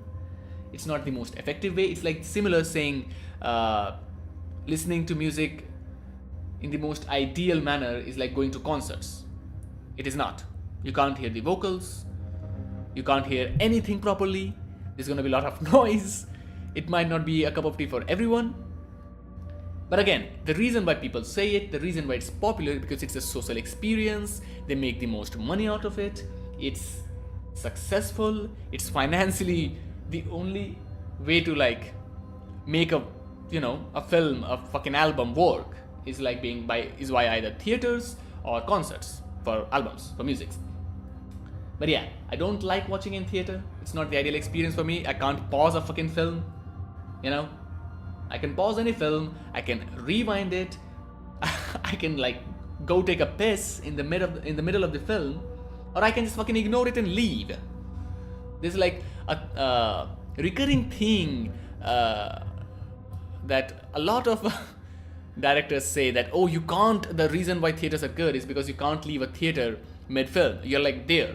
You gotta focus because according to them, according to a lot of people have, again, it's true that people have smaller span of attention now. That is, again, hey, no doubting that. There is a point that can be made there. But that does not mean that everyone is like that. That does not mean everyone is like looking at their phone while watching a film. I would always appreciate the greater freedom of watching a film in your home at your comfort rather than going to a theater and like buying overpriced motherfucking food items for no fucking apparent reason.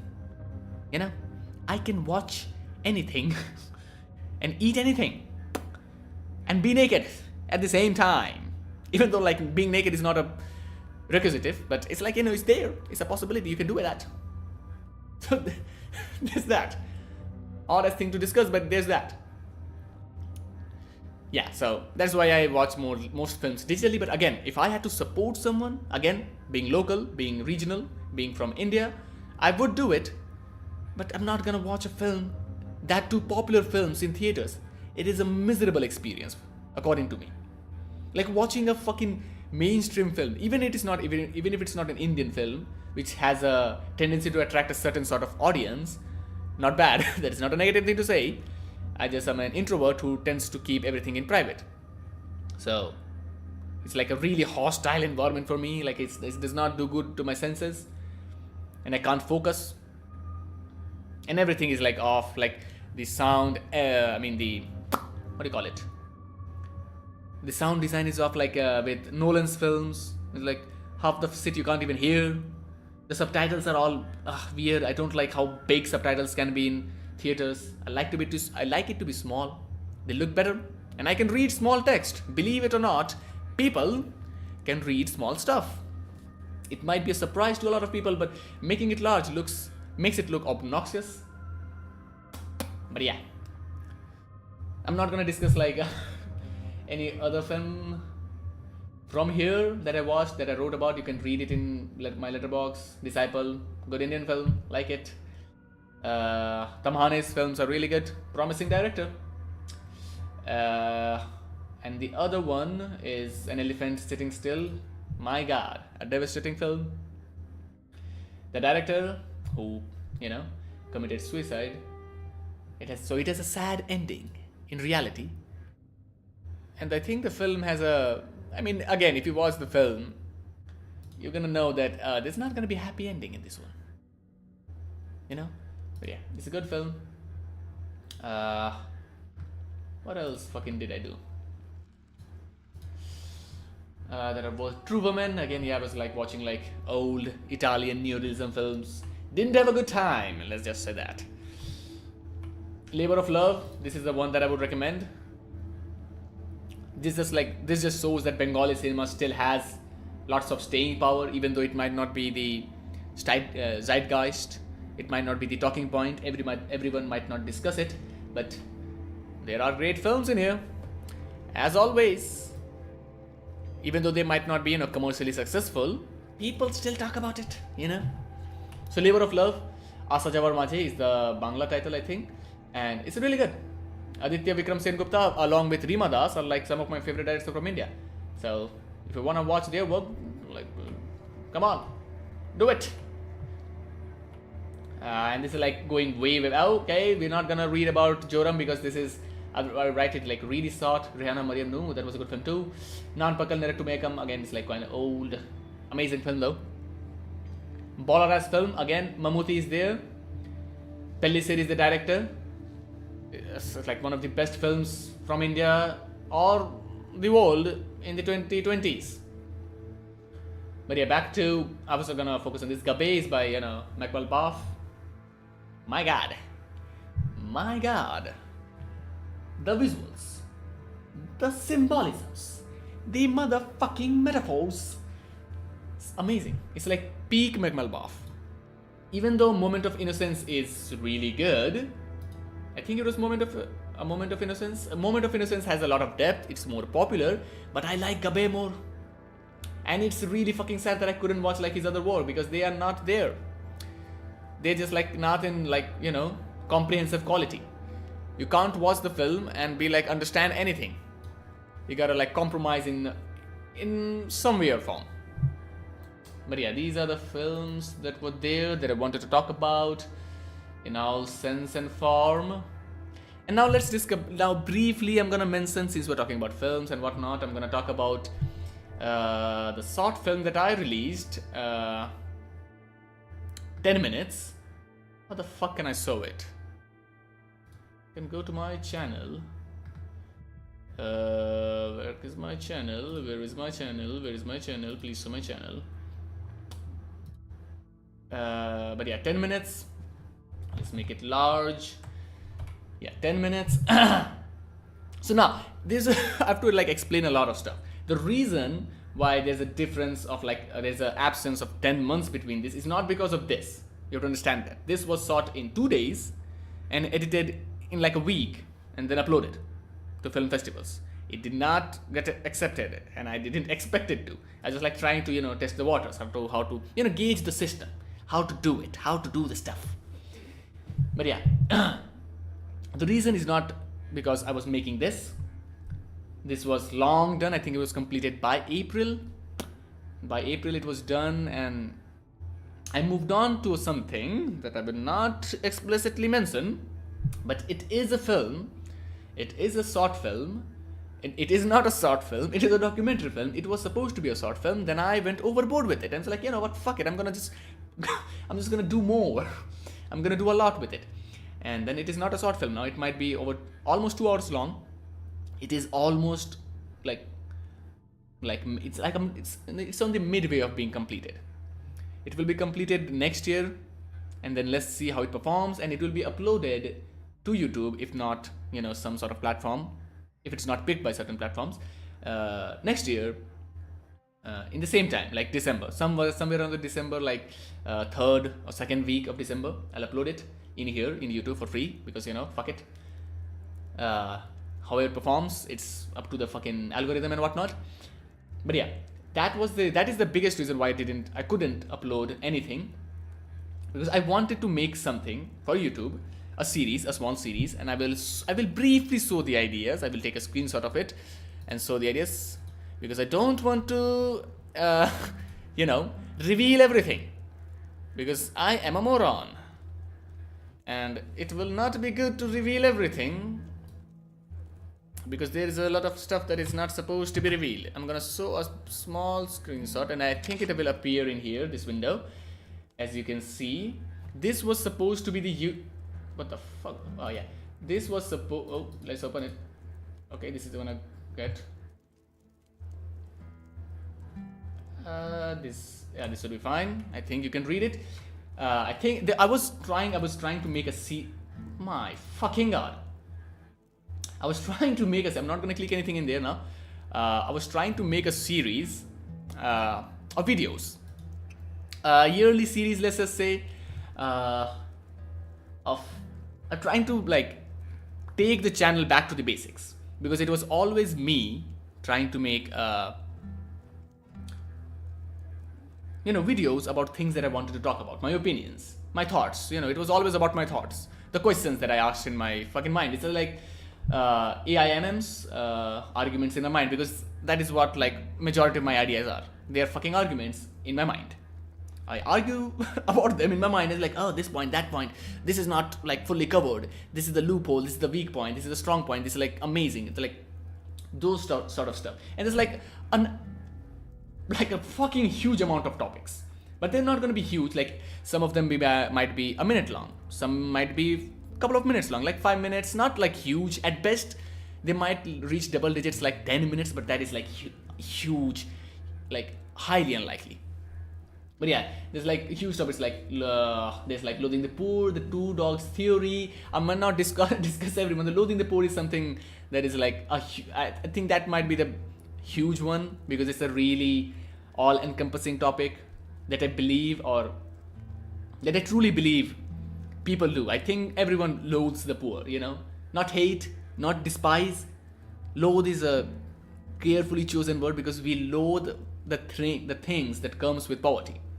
Because again, poor is the word, because I think if you loathe the poverty and the conditions that comes with it, like crime, lack of hygiene, then you indirectly, via that method, also loathe the poor, the people around it. We hate criminals. We hate people who are not hygienic. We hate the places that are dirty, that look unpleasant.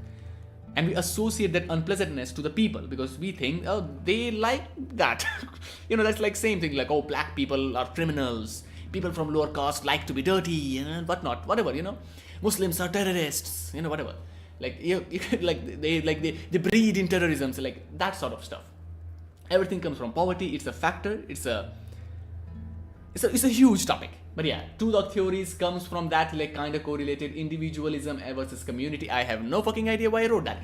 There are certain topics that are so fucking old that I have no fucking idea. And diversity and power is like kind of a commentary on people being like, oh, Netherlands is a pretty diverse country. No, it's fucking not. Diversity doesn't comes from like, oh, we got foods from that nation, the people live there. That's not how fucking diversity comes from. Diversity and power are correlated. If there's diversity and there's no fucking power, then it's like fucking nothing. You need people in power from those communities for the diversity to actually function.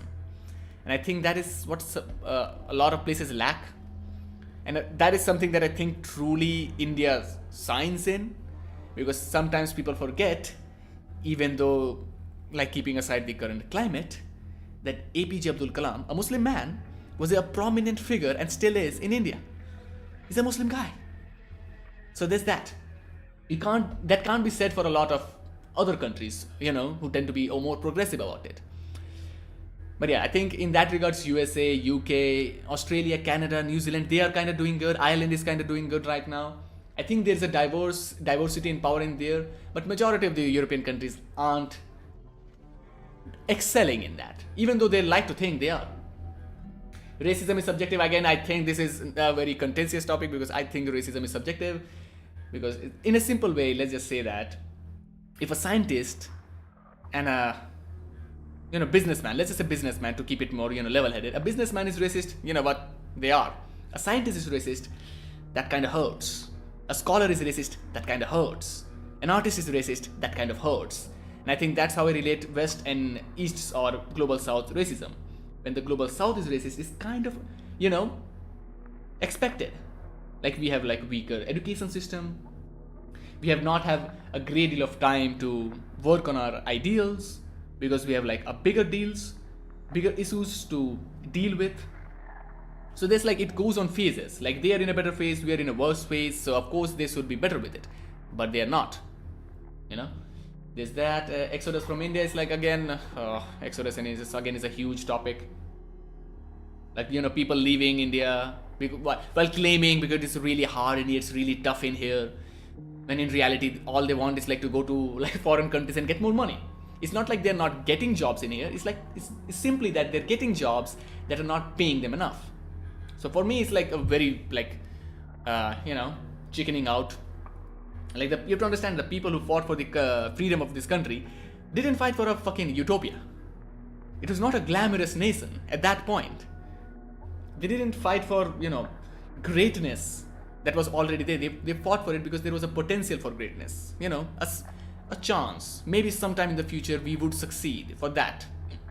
And you're simply squandering that and leaving. Again, it's a really salty topic. I might sound salty, but that's how I think. It's like they're leaving while not working on it. I mean, again, you can leave if like material gain is the fucking core. If your like entire objective, which is like for a lot of people, I think, then more power to you.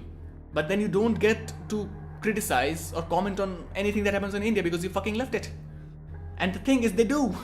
They go outside and they complain about here. So like, come on, man. It's stupid shit. Age of sallow statements. My God, it's again contentious statement because, oh my God, people from the West love sallow statements. They will like one of the most sallow statements that I will use as an example, as a quick example in here is the one that is quite prevalent is everyone is beautiful, which I think is a really, I mean, if everyone is beautiful, then guess what? Donald Trump is beautiful because he is under everyone. Putin is beautiful. There are lots of fucking people who can be considered evil, bad, generally, objectively, and they have to be beautiful because everyone is beautiful. And to me, it's like very simple. It's like everyone is not beautiful, but they can be beautiful, because it's subjective. Beauty is subjective. It's in the eye of the beholder. So that is a more better statement. And another statement is like, you can't say that, like, oh, you can't say that in 2024. It's like, how can you say such stuff in 2024? It's like, it shouldn't be can't. It should be shouldn't. Can't means you're not allowed to, and shouldn't simply means that it's a really immoral thing to say. So like, I don't know. People from the West love to think they're progressive, love to think they're amazing with everything, when in reality they are struggling with the same fucking plights that we are. Exploitation of bad girl is my God, it's a fun stuff. Now we're into the fun stuff. Because exploitation of women, common. Exploitation of minorities, common, Exploitation of bad girl is kind of unique. Because, people love bad girls. And bad girls is in, it can be attractive people, or bad girls as in, they're a bit, how do I point it in a nice way? Promiscuous. They can be promiscuous, outgoing, quite open with everyone. That sort of people, those sort of, characteristics. That is the thing that, I'm not meaning it in a negative manner. I'm trying to be, precise with it. And I think people like them they like them in a way that is, very one-sided. People like bad girl because they think they're easy, oh, they would accept this because, they look like it. But which is like really common with most women, but bad girls is a really unique example. And I think it would be better if I let it, simmer, because the thought hasn't been completed, or, would be conveyed in a really nice manner in here, in this setting. Religious establishment are everything. Again, I'm kind of I have no fucking clue. I wrote that. The religious establishment.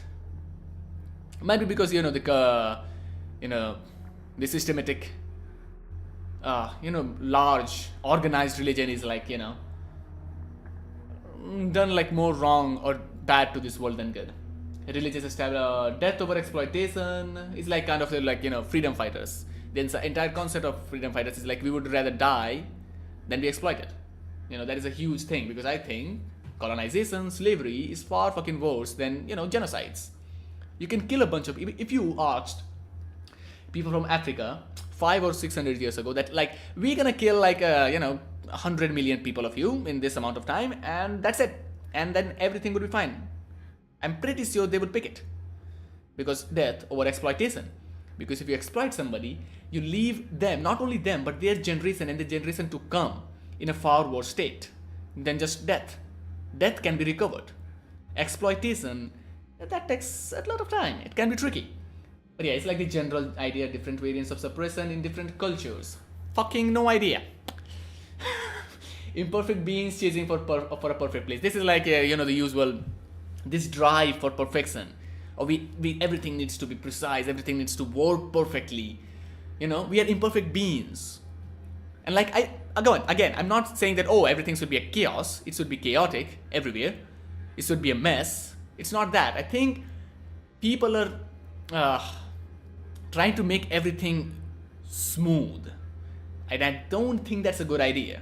Because that would make everything bland and boring. Which I think a lot of European countries suffer from. I consider them bland. And I consider India to be too chaotic. So it's like not one-sided. It's like you gotta find balance. Like Taiwan is a good example. Taiwan is a good balance. Kind of perfect, kind of chaotic. Lovely place. Conditioning of human beings. Again, it's a grand fucking thing. I can't explain that. Conditioning of human beings. It's like the whole thing of being influenced by your surrounding and whatnot. European museums and zoos. Regressive savages, progressive savants. Again, eureka moment by me. European. The reason is European is because, the fuck they have got, like, the biggest museums or the most popular ones are in Europe. And the majority of the stuff in there is from either Asia or Africa. So, you got the point. And zoos is obvious.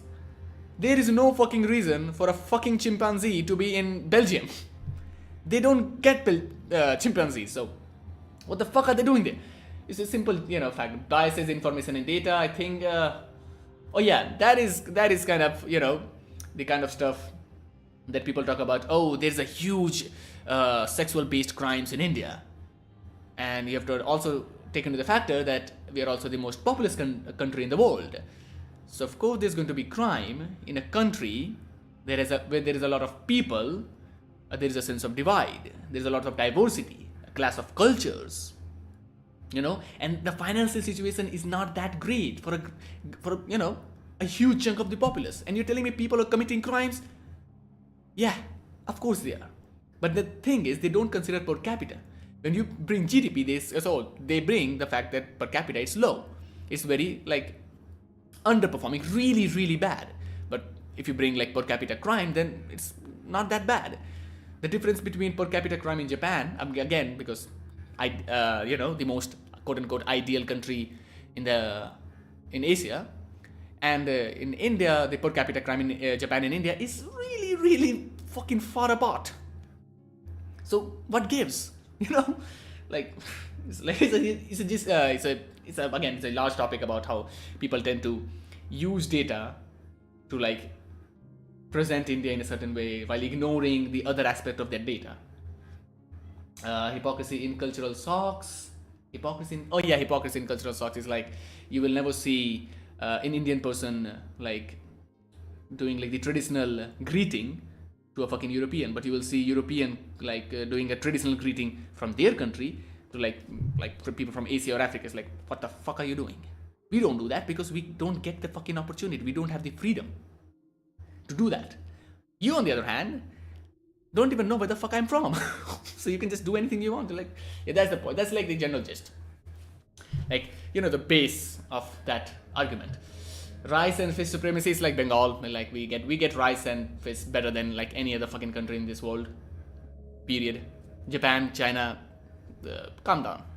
Bengal, fish, rice, you're nowhere close, blood. Nowhere close. It's a fun topic. It's not that negative. It's kind of cheeky. And this is the only topic that I began to write, and then I gave up on this script because I was I need more time. I can't film the documentary and write at the same time. It's impossible. Create the monster, destroy the monster. Everything that is going in the West Asia. The conflict, quote unquote, a conflict, not war, not genocide, conflict. Gotta keep it PG. Gotta keep it subtle. It is a conflict, not a genocide. So yeah, that's you create a monster and then you try to destroy the monster. The same thing with ISIS, Al Qaeda, the USA, the Cold War, the friction between China, USSR, and how they used a certain faction from those nations for their benefit at a certain point, and now they're like, oh no, they are the enemies, they are the bad ones. It's like that's the base thing, you create the monster and you destroy the monster. It's like I'm used that example, but there can be more examples to that. Never stop asking why. It's like, I think the word why is the most significant, vital word in human vocabulary. And I think people who begin to question why less, I think they lose their humanity. That's why like children have lots of humanity. They ask a lot of questions like, yeah, why is this the way it is? They don't have any preconceived notions. They are just there witnessing. It's like, what the fuck is going on? And when they can't get answers, they're gonna be like fussy about it. They're like, what the fuck are you talking about? This is not how it's supposed to be. This is not how you told me it should be. Or how I was taught in schools. It's fucking completely different. So there's that. Question why? Every time. Longer life expectancy is useless. Again, there's a thing that the more that people live for, the more diseases that we accumulate. Like people tend to get like more degenerative diseases the more they age, like dementia and other stuff. Dementia is the biggest one. And they're gonna be older. Like people in their 90s, what the fuck are they doing? Old people are not the like best the best section of human species. Like people in the 80s and 90s. I mean, I know you like your grandparents to live for a longer time, but older people in general are not that good. In any regard. They need more care. They tend to hold weird views on the world and different communities, people who look different than them. So yeah, there's like it's not good. It's not good. And then there's like the whole thing of like what the fuck it's called? Like people wanting to die. They're like, I think it's in Switzerland and Belgium, I guess, where it's like legal to like kill yourself when you're like old and debilitated. So there's that. So how the fuck is like longer life expectancy like a really good thing? It's like not. Nobody wants to live like 90 and like not like have there any bodily functions. I mean, if you're like 90 and like fucking fit, then good. But like majority of them aren't. And they're like neglected, kept in like old age homes. Like, it's not good. Discrepancy in reparations is again, what the fuck you're gonna think? It's like a heavy topic. They never do it, do they? They never do it. Being poor in the plastic age, I think it's a commentary on India. Like every nation was, financially in a bad place post World War II, but India was poor when India was and still is kind of poor in the plastic age, which is not good. Lots of pollution. Both air, water, land, whatever you can think of, it pollutes. Plastic fucks everything up. Let me increase the music. I think it is decreased too much. Didn't focus on it. The otherness gaze is like, it's the usual thing, If you're gonna go to a different place, there's always going to be that otherness gaze. You're always going to be different. You're always going to be the different one. You look different, you smell different, your name is different, you spell different, you speak a different language. The otherness gaze is always there. Phases and personal interest, not progressive. Yeah, that's like the old thing that I was talking about. Countries go through phases. There was a time when India was really good. We had really progressive laws. We still do. Like in terms of laws, we are really good. Execution, on the other hand, not good. Laws, good, I'll say. Except like bars, some. So there's like phases, we go through phases. Some countries are in better phases at certain point, and then some regress. You have to understand that Afghanistan gave women the right to vote earlier than Switzerland. So there's that. Like there's a lot of European countries who are like behind women's suffrage than Afghanistan. Pakistan was the first country to legally recognize the third gender. How the fuck did that happen? Why didn't Scandinavian countries did that like before? So there's like lots of stuff, Lots of stuff. How is like USSR the first country to, I think they were the first country to ban marital rape. Again, what the fuck was the Western Europe doing? So there's a huge stuff, phases. It's phases and personal interest. Like at one hand, Netherlands is the first country to legalize same-sex marriage. But they also, if I'm correct, aided America in the war, I think in Afghanistan, in the war of Afghanistan or Iraq maybe. They killed kids. I mean, they didn't kill kids, but they refused to kill kids on the basis that it would upset their citizens, like people from, I mean, Dutch people. Not because it was a inhumane thing to do, because it they were trying to protect their personal interest. Hence, phases and personal interest, not progressive. Patriarchy, a fertile breeding ground for homoeroticism. I think that's a lovely fucking title, and I'll leave it at that. Patriarchy, men loving men, but not that way, which is odd. Because if you see anything, if you read, see, witness anything about patriarchy, it is a breeding ground for homoeroticism, but apparently not. Apparently, homosexuals and patriarchs are huge enemies. They do not like each other at all. There's a huge fucking chunk of them. I'm not gonna discuss every one of them. I think it's in a halfway, and you can read. Traveling is knowing, obvious. If you're gonna travel the world, you're not gonna know anything. You're not gonna know everything. I mean, the illusion of free speech. I can say stuff. I can say the same stuff that you could do. I mean, that you could from any progressive nation. The only thing is that I might get in trouble. You might not, and that is it. It's going to do fuck all. And we have witnessed that in the last year. How free speech amounts to fucking nothing. Troubling insight on manners and values. Yeah, it's like manners and values are like have this really upper class tone. That I always dislike. Ingrained racism and overt racism is like South and East has that overt racism, and the West has this ingrained racism. Ethical and efficiency is like again very upper class thing, very progressive, very liberal, thing to be. Oh, we are ethical, but in reality, if you want to be efficient, you can't be ethical at the same time. In most cases, sports fans and what they represent. Again, sports fan and video game fans would be like in the same category of being, notorious for being odd ass motherfuckers. But yeah, I think they represent a chunk of the populace that is ignored. And we witnessed what happened and what could happen when they're ignored in the US election. They're gonna fuck you up.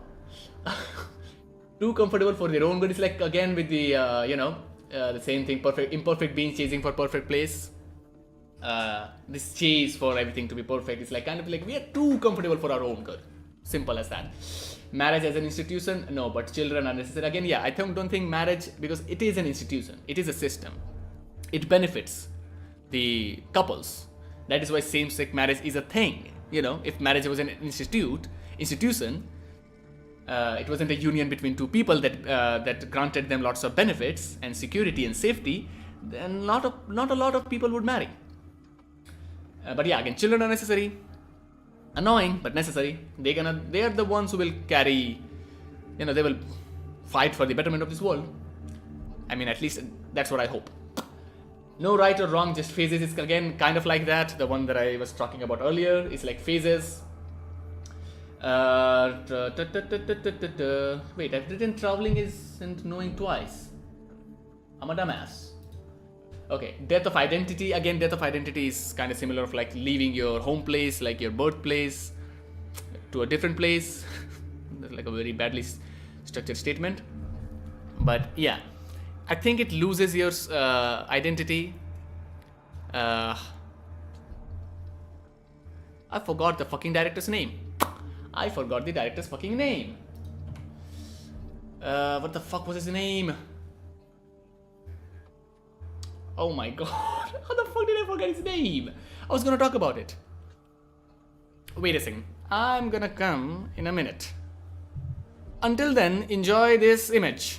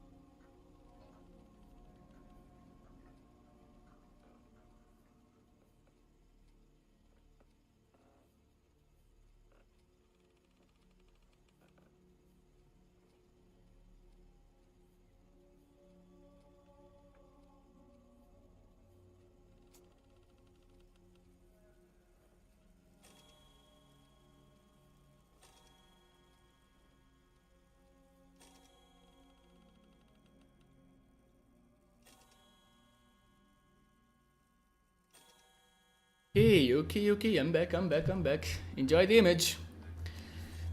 Don't ask why. Don't ask why the image. Just enjoy the image. Wait a second. Let me bring it forth. I was thinking of Kiarostami. Kiarostami, the Iranian director, he once said the reason why he didn't leave Iran amidst all that turmoil was simply because he didn't want to leave the place where he was like born, where he took birth. And that is something that I relate with. Because if you leave that place, you lose something inside you. And he's, conveyed that point beautifully by saying that if you remove a tree from the place where it was, sown, it is not going to bear the same quality of fruit. The quality of the fruit will change. And I think that's very, very fucking important for artistic people or any person in the creative field to stick to their roots. Because that gives your identity, that makes you unique. If you leave that, you're just gonna be a generic fucking person. That's why I don't recommend or heavily recommend people to branch out from their, core identity and try to explore a different land, a different place, a different culture, and try to make something about it, because you will not be good at it. It's gonna come it's gonna come ingenuine. I think it's gonna be ingenuine. It's gonna be really ingenuine. Even though, and towards Happy Valleys, Indian person, Iranian film, again, that's because there's a correlation, but you get the gist. Don't stray away from your kind, That's the point. Death of identity, land the most vital currency, because again, come on, 2023 and 2024 showed us it's all about land. We can just say borders, names, religion, identity, cause, ideology, but it's land at the end. Land is the most vital currency, and we fight over it. We fight over it all over the place. Every relationship is transactional. Again, hey man, I'm just saying, you give something, wanting something back. I'll leave it at that, because I don't think people like when anyone says relationships are transactional, because at the core they are. That's how they work. Constant change and evolving peculiarities. Again, no clue why I've said that, written that. Indian languages and its intrinsic value of respect. Again, I think it should be like Asian languages, because we have a thing of respecting. Like in Bangla, there is like tui, tumi, and apni, which is like three different ways of acknowledging anyone, any person. That ranges from being like tui being like, same age, younger, very less respectful, and then there's tumi, which is like, kind of respectful, like elders, sometimes elders, people who are older than you, people who you don't know. And then there is apni, which is like peak. It's like peak. Like apni means, hey man, I don't know you, I respect you, you're old, you're elder, you're like ancient. So that's how it goes. I think that's quite common in Indian languages and Asian languages. So I think we have got that. And Bangla is a genderless language. So, we keep winning. I'll just say that. The problem with it was a different time back then. It's like the same. You can't say that, or it should be. You shouldn't say that. That's the point. An idealist, a cynic, and how time and privilege births them. And I think again, it's like, I think the reason why I'm a cynic is because I'm an idealist, and the reason why it happened because I had a lot of time to ponder about it, and that comes with privilege, And that is again a critique of myself and a lot of, liberal-minded people, progressive people who tend to think quite highly of them because of their ideologies. Ooh, fancy stuff. Body, mind, and its disparities, fucking no clue. The core difference between hard work and difficult dreams. And again, it's a thing that there is some stuff that requires hard work, and there is some stuff that is simply difficult, stuff that is out of your hand, You can work on your resume all you want, but getting that job, it's up to a different person, can be difficult. Like a distinction between them. Regret, the strongest emotion, that's like a core belief of mine. Regret is a huge fucking thing for me. I don't want to leave this world with a lot of regrets. I'm trying to minimize them. The debilitating effects of exclusivity. Biggest example, Apple. Fucking hate them. Fucking hate their company, what it stands for, what it represents, what it does, what it has done to the market. And with that being said, I still use Apple Music. The only product of there that is good, because Spotify is bad, it's trash, it's worse.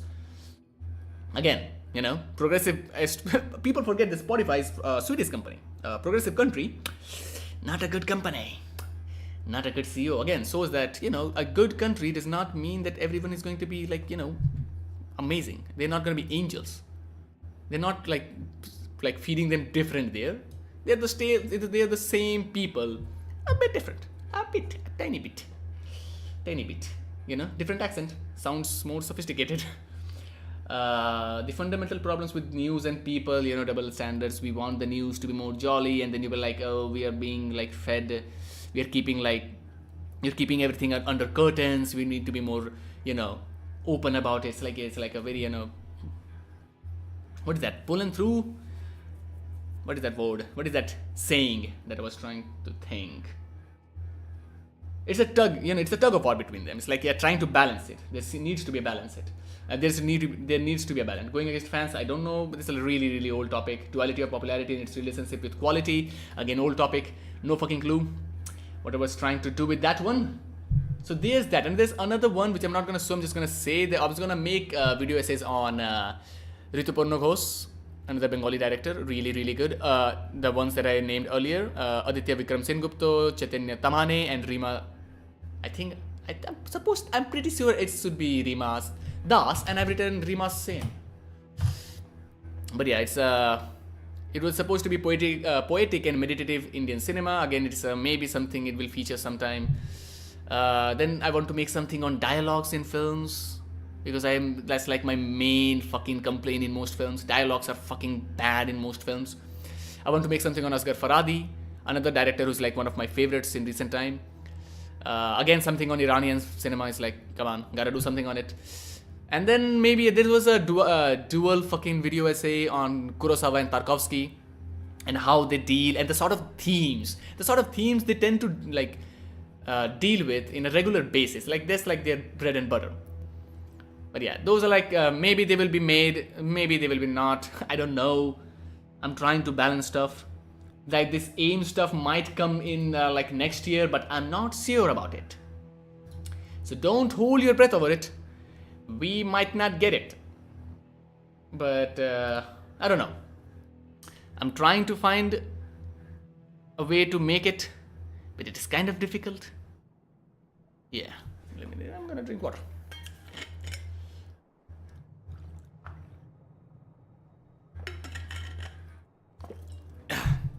So I'm gonna briefly discuss the albums, and then we're gonna play some games. I think albums, you're gonna sort it by the year and artist. Oh, it's already done. I'm a motherfucking genius. When does it end? Where does it end? Where does it end? Where does it end? Where does it end? Oh, it's here. Okay, I'm gonna keep it in here. We're gonna discuss the albums, then we're gonna play games, and then I'm gonna end the stream, because my god, is it tough to stream. My god. It's a really, really tough thing to do. I mean, it's time consuming. I'm a really fucking, lazy ass motherfucker. I'm a lazy ass bitch. I mean, I can easily do it, but I'm so fucking lazy. I just want to sleep. I want to sleep, eat, work on stuff when I want to, and then fuck off. If only that was how it happened. Okay, I'm gonna be back in a moment. I'm gonna bring water and food in here. I'm gonna eat, and I'm gonna discuss albums. So give me a moment. Enjoy the music and Zipik Shore. Where the fuck is it? I'll be back.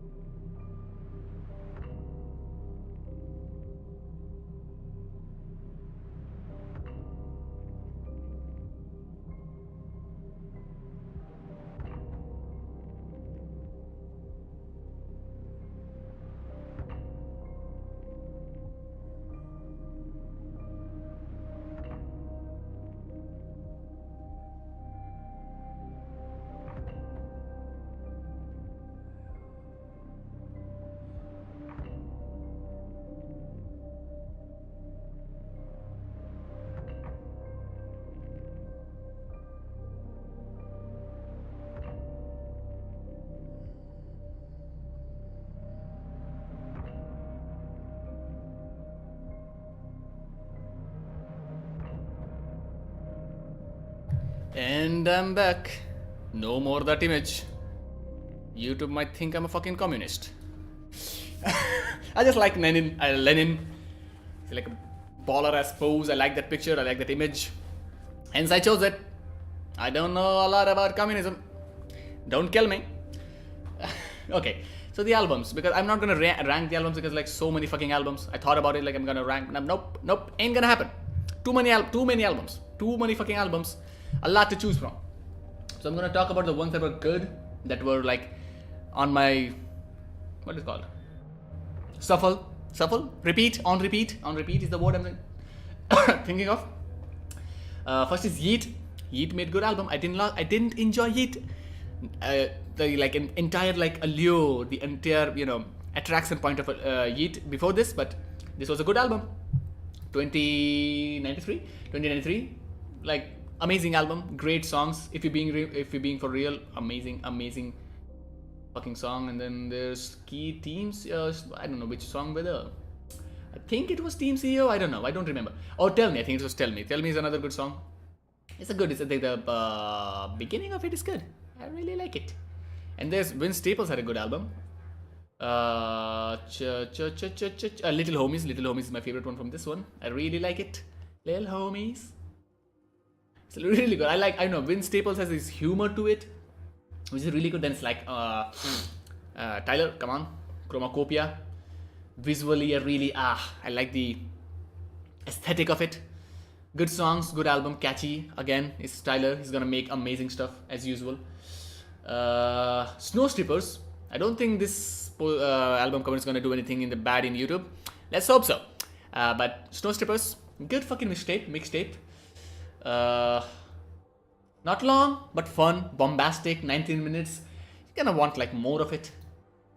Blue Lips was good. I don't know. Blue Lips was good too. I mean, it's not gonna be bad. Pop with Rico Nasty is he's gritty. It's fun. Enjoy School by Q. It's like I like his voice. Remy Wolf made a good album. Which one would be my favorite one from this? I mean, Toro. I really like Toro. Toro is good. Rhapsody had a good album. Kinda long. So there's like, I don't remember a lot of it, but I enjoyed it. I enjoyed the experience. Rhapsody is always a delight. Quadeca had a massive motherfucking year. Insane fucking album. Just fun all around. I mean, again, unlike most people, I enjoyed this more than his the more indie, soundtracky, atmospheric album that he made last year. Not to say that like that it was bad, but I enjoy like this is a more fun album. And sometimes that is all you want. You want fun stuff.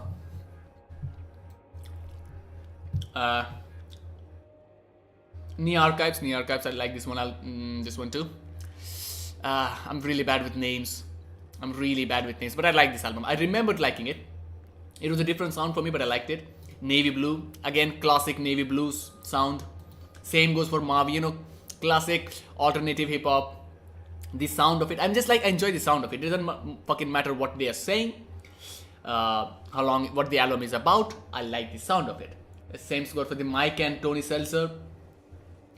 This one is good too. Mike is good. Mike has got this, different character to his voice that I like. He sounds different.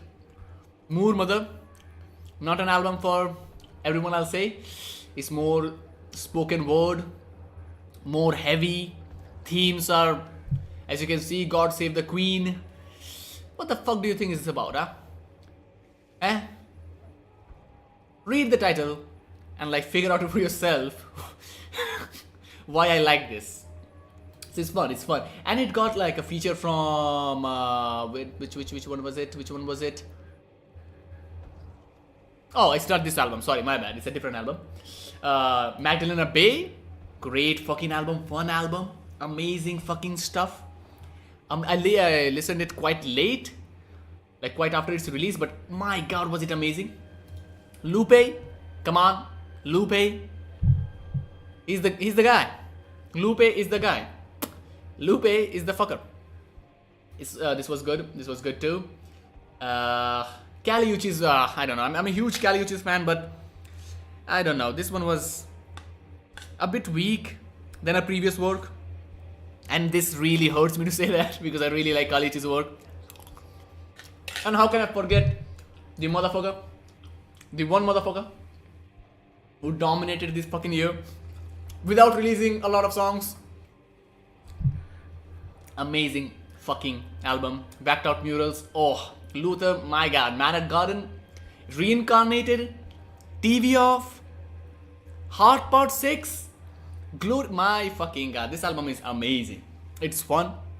It's bombastic. It's easy to consume while still offering a lot of depth. Reincarnated is a really, really good song in an album that is all about bangers, so it was fun. Enjoyed Car's work too.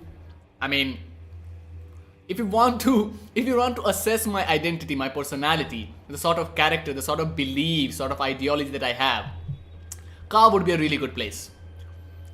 Songs like Such Devotion, Him and I, even the first one, Bread, Wine, Body, Blood. He was amazing. It is like sad to lose such an amazing artist. I mean, again, the sound of it. I like the sound of it. I first got into his work because it was alternative hip hop. I like that. It's really fun. It's simple. But yeah. Then we got JPEG Mafia. Talking about fun. He's the fun. He's the guy who funs. He's like... Again, it comes to the sound. I didn't enjoy it at one point, but now I can't get enough of it. It's just... And then you got like, amidst all that noise, amidst all that chaos, you got like either on and off drugs. It's a different Peggy. You don't want to see emotional Peggy. You don't want to hear to him. You don't want to hear emotional Peggy at night. It's gonna make you feel stuff. Gene Dawson had a good one too. Gene Dawson, I liked it, even though it's not my style. It's not something that I usually go for, but I enjoyed it. It was fun. Bad Cameo, again, not highly rated, not well liked by a lot, but it was fun. It was a vibe. They fit the vibe. I mean, We Don't Trust You, come on. Like, it's one of my only future albums that I've listened to, and it has some highlights, particularly by a little title by the name of Like That. Started a lot of fire. Fusei, if I'm corrected, it Fusei or Fusi? I don't know the name. But yeah, this one was nice. It was a fun album. War was amazing. What was the other one? I don't know. I think the War is the only one that is like etched into my brain. I really like that one. Flow had made a good album too. Fun album. The single releases were amazing, and they continued it with the album. I mean, the final release.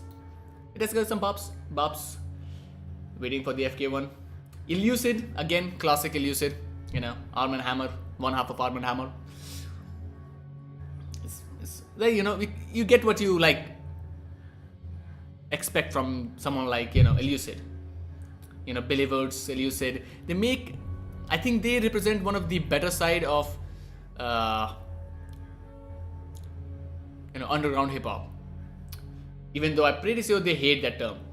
Doechii, I mean, it has its moments, but too long. Code, again, it has its moments, but there are a lot of there are a lot of singles that can be, a miss. Chelsea Wolfe made an amazing album. Again, not my style, but I loved it. I loved the atmospheric value of it. It is gritty. It is dark. It's amazing. And this was the amazing Brad Summer.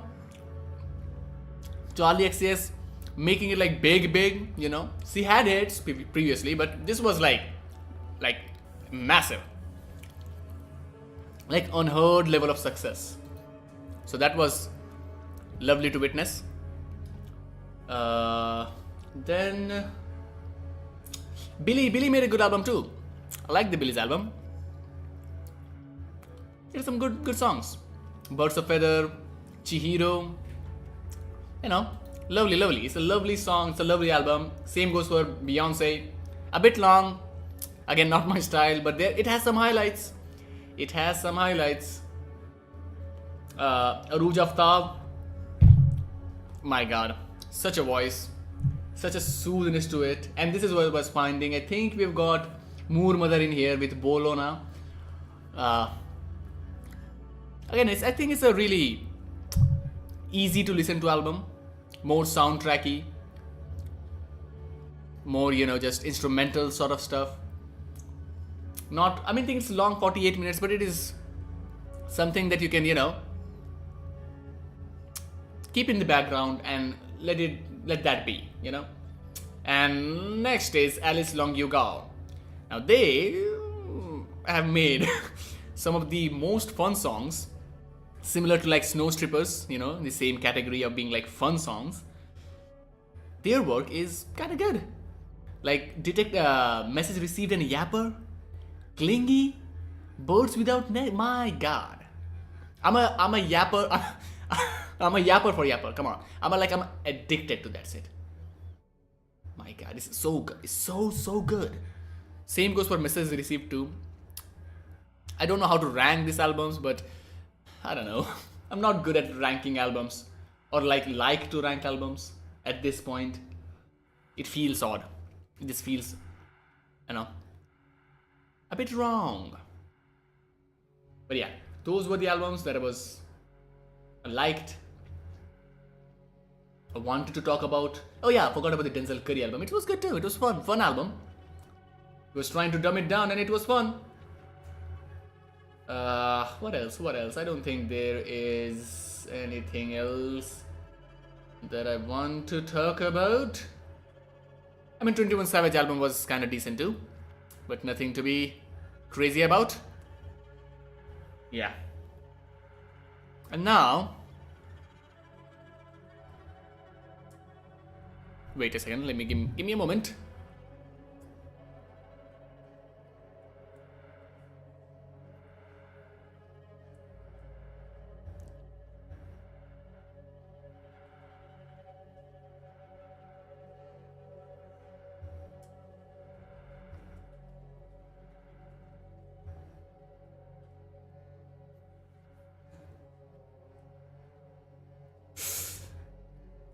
Okay. Give me a moment. Un momento, por favor. I'm like trying to like eat and do a lot of stuff, which is not good, not ideal, not recommended. Okay, I'm gonna decrease the music a bit more. I think it should be better at 15. Yeah, better. I'm gonna first play a little game by the name of Diffle.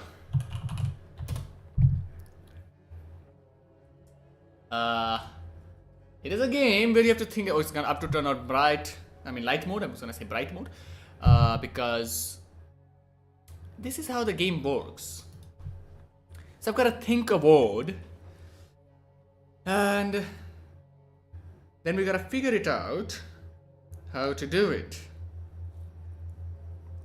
We just gotta figure the word out. It's kind of like Wordle, but not. It's kind of different. Oh my! I bit my lip. I bit my lip. Okay.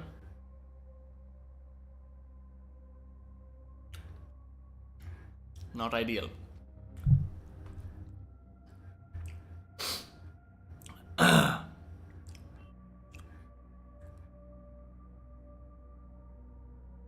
You know what? I'm gonna do it later on. We're gonna keep it in the end because I don't want to think of words as of now. Can't eat and do that. We're gonna try the game. Okay. I think the music is fine. I don't know. It might be a bit loud. We're gonna keep it at 20 now.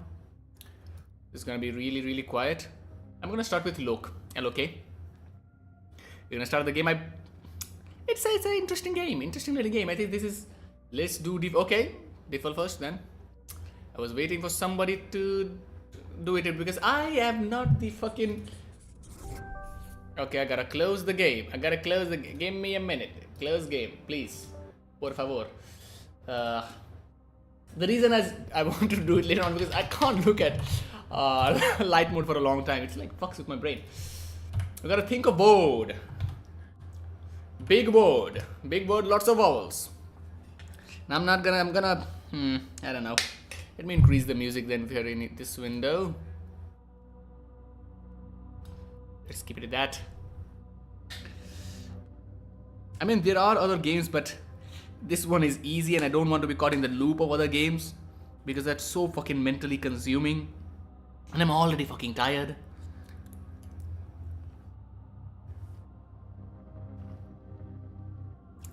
Extraordinary. I don't think you can fit that. We can't. Oh. I began to type it in the different monitor. Me bad.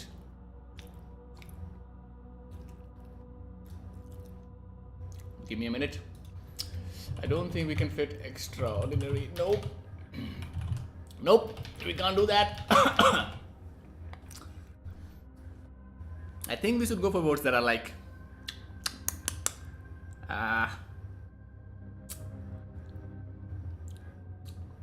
differential. Differential. I don't think we can fit differential. It would have been better. Tabloid. Got 3. Tablet. Passionate. Good. We get passionate. And we got fuck all. Okay. So the only vowel that is left is U. And then we got S, E, and T. So we might have to think words with S, E, and T that might have U. It's kind of difficult. I don't think there are a lot of words with those words, involving those words and the letter U. But there has to be one more vowel.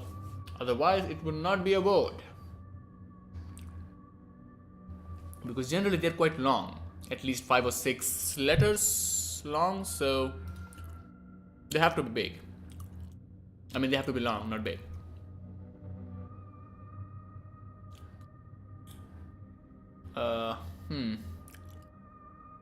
Upset? No. If upset would have been, my god, I would have been so fucking happy. But there is, P has been already used, so we can't use upset.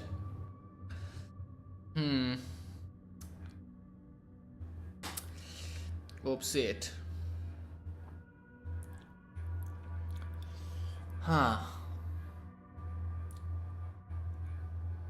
Like I'm fixated on the vowel U. And that is only what I can think of.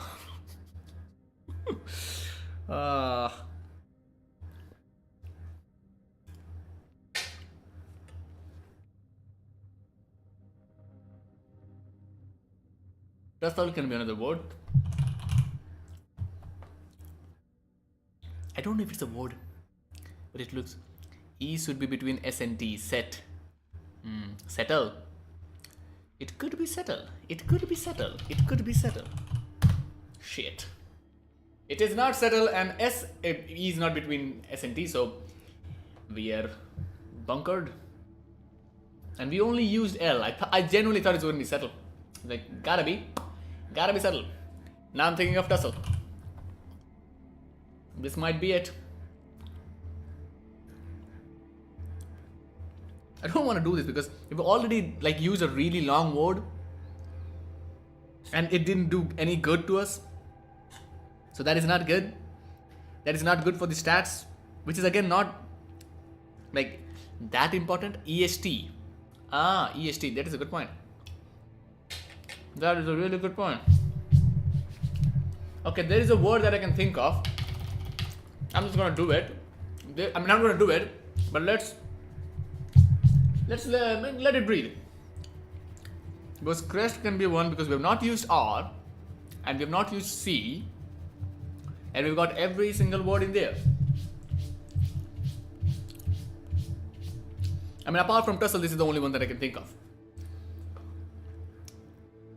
It might be Crest. EST is the ending, maybe. I know. Ay, Mr. Venom.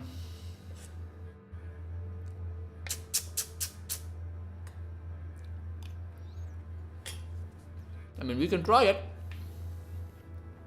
Who gives a hoot? I mean, wait. We can try Wrestle. Now, Wrestle is not going to be there. That is the point. Because there is... it can be... I don't know why I was thinking press. Because it can't be press. Try a longer word. Crest. It can't be breast because there is no A.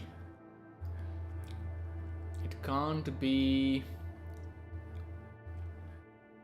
I mean, there's so many fucking words we have not got. Using the light mode allows us to know which word is in like first or in the last, in the beginning or in the end, and we haven't got that. So the light mode has been like really like useless to us until this point. And using I would really feel it could be crest, but it can be crushed too. No, it can't be crushed. I'm really banking on EST now because I've forgotten about you. I'm not forgotten. I'm sort of like prioritizing EST because there is a chance it might be that, and there is a possibility. It can be. No, it can't be yeast. It can't be a. For some reason, I was thinking wrestle again. You know what? I'm gonna do crust. Fucking hell it. Fucking said it. I said it. I am the one. Which I told it. Sometimes you gotta, you know. We got it. I mean, we got it. I think the stream is in a bit of delay because I've got it. I told it. I said it. Sometimes it's gotta be simple. And sometimes you just gotta go for it. And we somehow did it. And I'm free from this light mode. Because fuck this set. Because now we can focus on other games. We might go with another film related game in the end, but now I really want to play this game. LOK. Because I don't want to play Baba Is You because it's too late. I mean too late in the sense of I am tired. And I don't want to play poems and codes because it's kinda boring. LOK is gonna keep things fresh. You know? So we're gonna play LOK. Let's see how much music I have to decrease because I think it's gotta be a lot.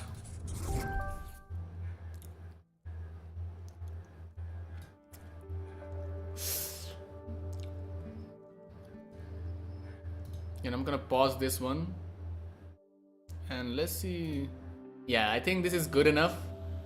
So I'm gonna play from the beginning. I played the demo. I know how it works, but yeah. The music too loud. The music is too loud for me. But it's fine. We're gonna play this silly little game. Let's see, I've not seen this one though. I had no fucking clue this game had a cutscene. So let's witness it. Okay.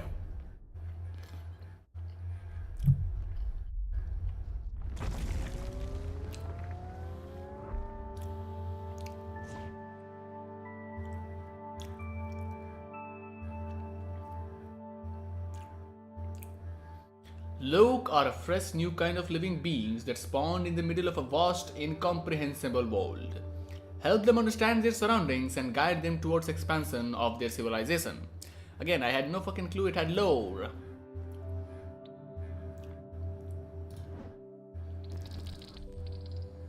Oh yeah, I remember this section. It's a silly little game. Click on the tiles to spell LOK. Use LOK by clicking on an additional tile. You're gonna do this and... I think the audio is a bit too loud. Yeah, I'm gonna keep it hidden now. This should be fine. Wait. Yep. You must always black out all the tiles in a level. So that, my god, is the audio loud? Wait a second. I tried it. Okay, now it's because it's not loud for me. Because it can be loud for you, and it's fine. Because I can't hear myself. And if I can't hear myself, I'm gonna say anything. And that is not good. Saying anything is not good. Okay. You can see the rule. You must always black out all the tiles in a level. So it goes like this, and this, and then this, and this. And it's done. We can go like straight. Keywords must be spelled in a straight line. It should be just straight. It's like this, horizontal or vertical. That is all the fucking rules or structure of this game. It can't be diagonal. It can't be LOK. It can't be like this. So we can just go like this. And just go like this. And we can go just like this. It can be done in a different ways, but this is the gist of it. Like you can hold and click and you can hold, click and drag to select tiles. You can also undo moves or reset the puzzle anytime. Again, I think I know that. Now this is a bit easy. For some reason I thought it was difficult, but it isn't. Adjacency of tiles can change throughout solving a puzzle. Figure out how. It basically says that, like, it might be look, but if you removed one O, it can be LOK. You know? Genius stuff. But yeah, you can go like this, and then go like this. You can go like this, and go like this, and then you can go like this and this. Now I've played it, so it's gonna be simple. And soon it's gonna go so difficult because I have no fucking idea how to do it. So we're gonna be in the similar playing field. Yeah, this is not difficult. And there are some levels that I remember from the demo, so until that point, we're gonna be bowling. After that point, we're going to suffer.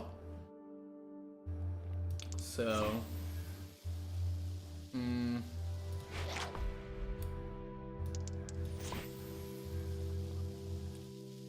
I think I fucked up. I think it should be like this and this. It should be like this, and I am fucked up. Wait a second. Oh yeah. It was kind of new world unlocked. Okay, so we get this. No, we should get this, I think. And this. Can do this. Not a good idea. I should get this and this. And then we should get this and this. And we should get this and this. What can I say? I'm a genius. A bona fide genius. Who has already played the game. Okay. Some of them might be a bit difficult for me too because, you know, I don't have the best memory. I don't have the ability to remember a lot of stuff. But yeah.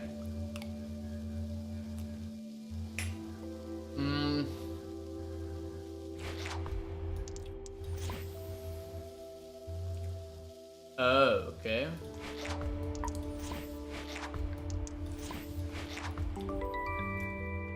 Not particularly difficult. Still fun. Oh, got 10, 11.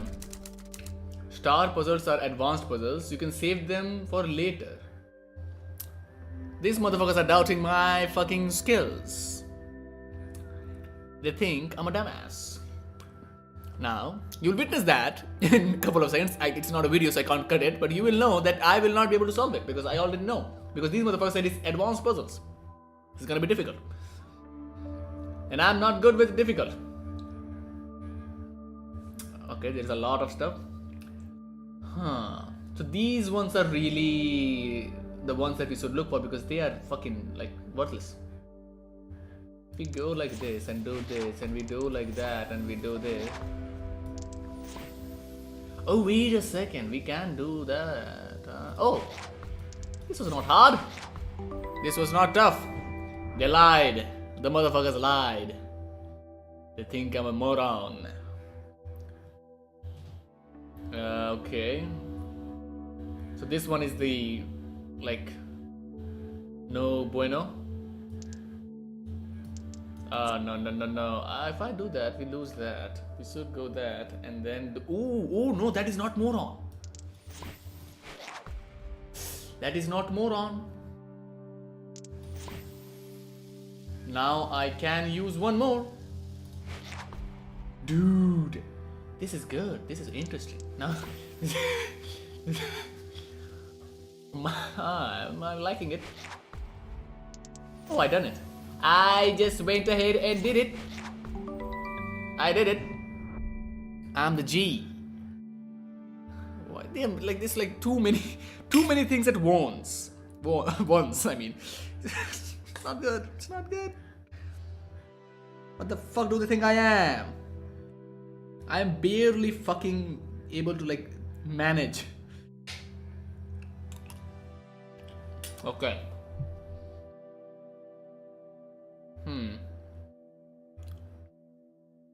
There's too much in here.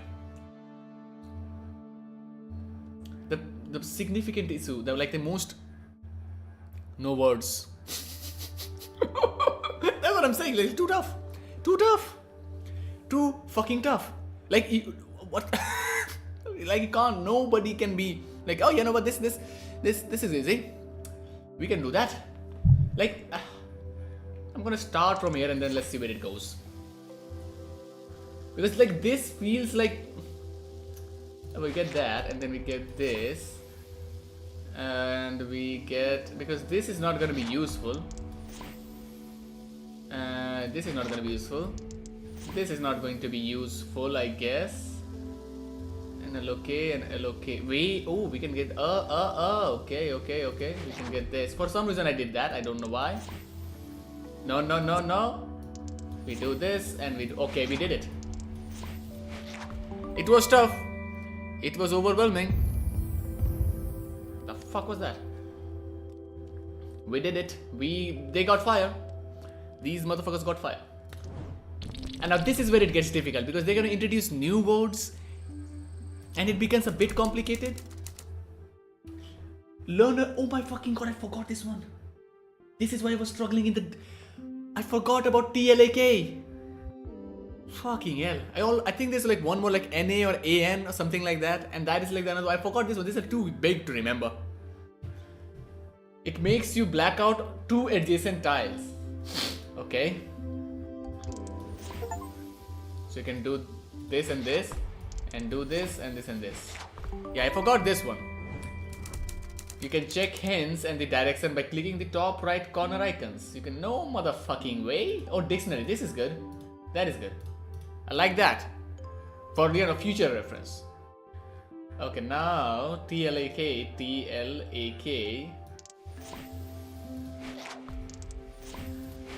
Okay. Learning blocks. It's gonna get fucking hilariously tough.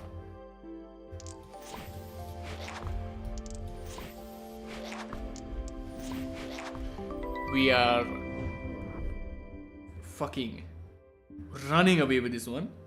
Wait, give me a minute.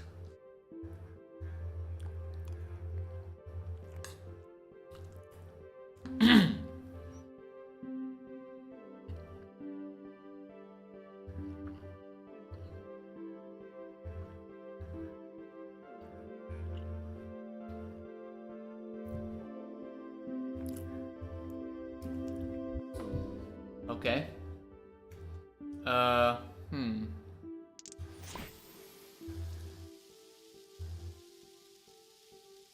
Oh wait.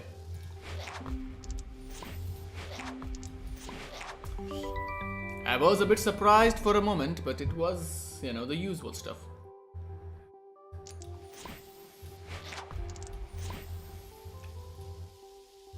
Oh wait a second, we can do No, no.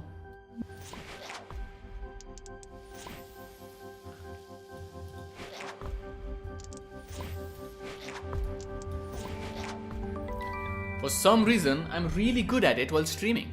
This is not how it goes while I'm not doing this. Like performance, it's not anxiety, I'm like fucking enhancing it.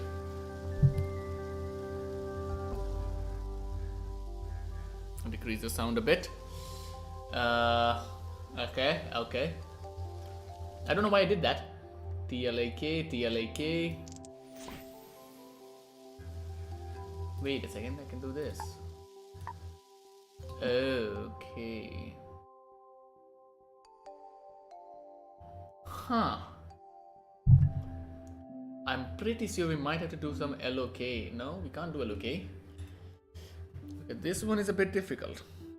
A bit tricky.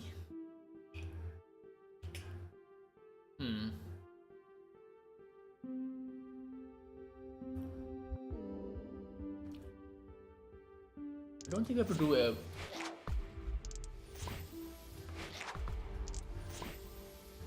Okay, and how the fuck I'm gonna complete it then? I banked on that factor because we can do only one LOK. That's so I can see.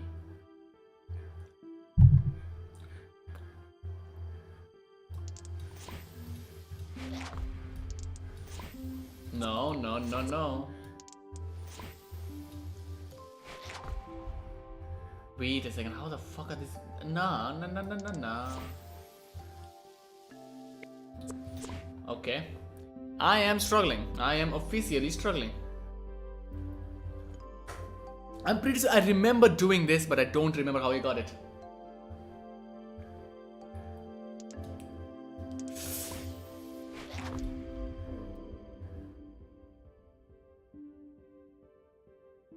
Okay.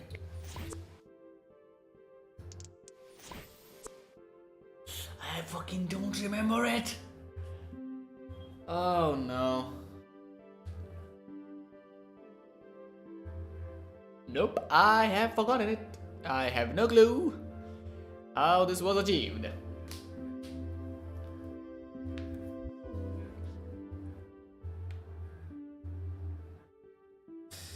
And I eat my food. I don't like this. My confidence is gone. I'm struggling.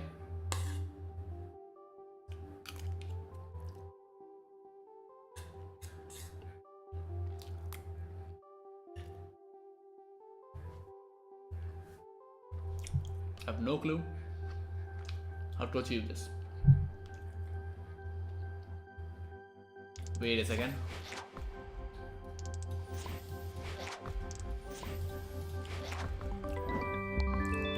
This goes to prove that food improves your fucking brain stuff. Especially biryani. Biryani has got some magic in it.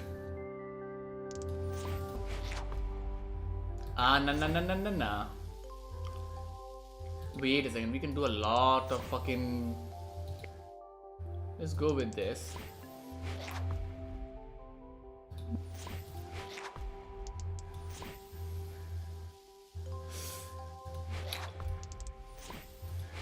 We did it. We just went ahead and did it. Okay.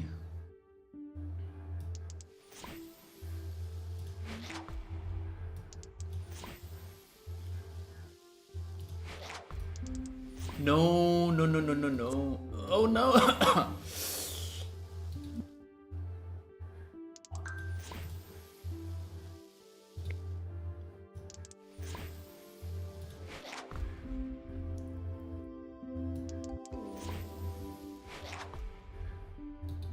We are missing something. We are missing something somewhere. We did something bad.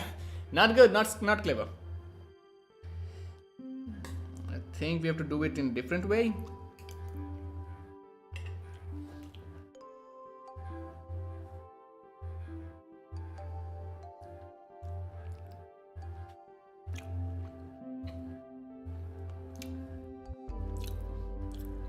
No fucking clue. No clue. I mean, there is like one, and I don't know.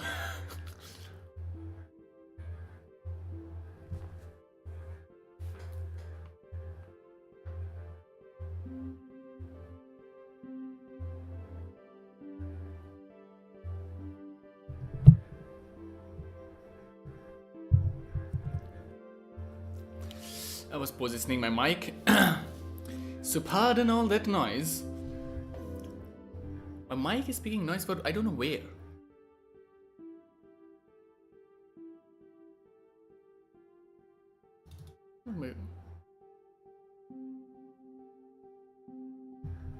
I don't know, it might be my hand movements or something like that. The thing is, I have a different mic. I could use that, but it would require such a fucking hassle to set up. And as previously mentioned, I am lazy. That is canon. I can use a different, like, a way better mic, but why bother? I mean, this mic works pretty fine. It has its shortcomings, but it's fine. It gets the job done. Let's go back to the game.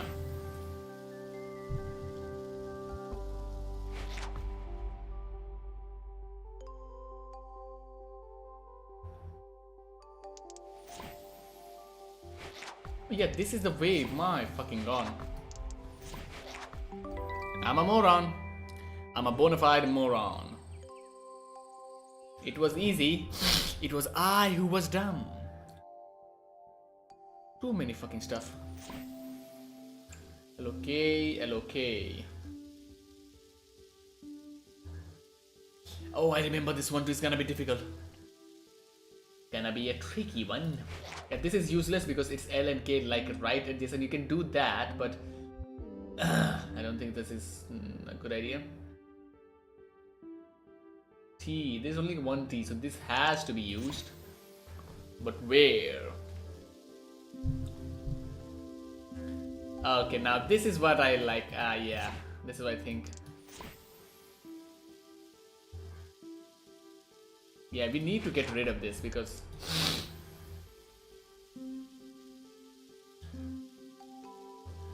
okay, yeah. We are mistaking. We are straying away from the truth. The truth of the matter is we are straying away from it.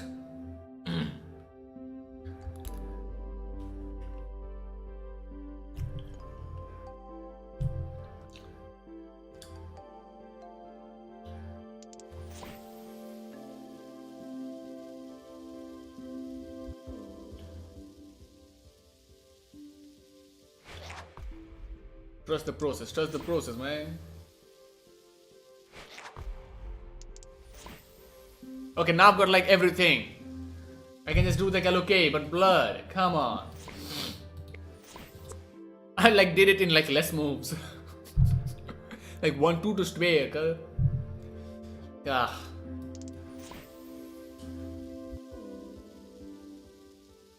Bing bong, bing bong, bing bong. Bing bong. So we get this, and then we get that. I don't know. Did we get boop? And boop, boop. Yeah, boop. We gotta keep. That's the fucking point. We gotta keep more.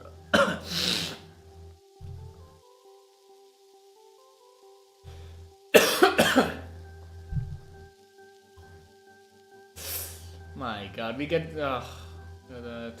Look at that. They're not adjacent. We can't do that.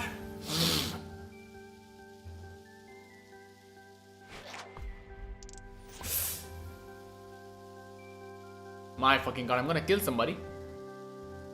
I'm able to do it, but not in the way that they want me to do it.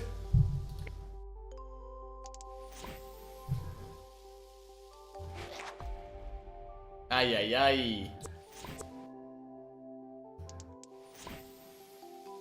We gotta do that to get that. So, I mean, we gotta do this to get this. Uh, I have no clue what that achieved. They are not adjacent. You gotta do it adjacent. You can do this. Let's try a different method, you know? You can do this. And then this goes. This just fucking goes. This just goes. You get this, then we don't even get this. We don't get anything. That is like worst.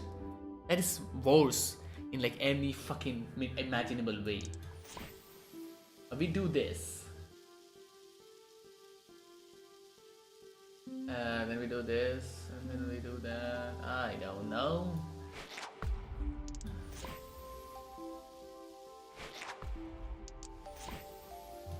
We have fucking two sword now. I fucking hate this game.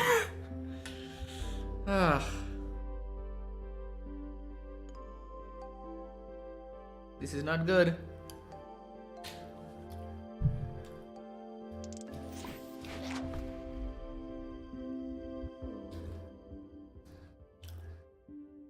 I'm trying to make sense of it. It's not gonna be work. It's not going to work. It's just not going to work.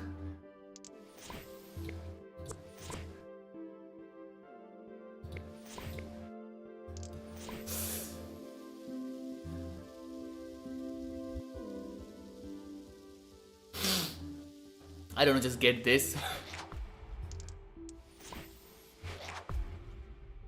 We still the fucking we are in the same fucking place where we were. I have no clue. I'm fucking struggling. This is genuine struggle. This is what genuine struggle looks like. You're feeling the heat. I don't know. I don't know. No clue.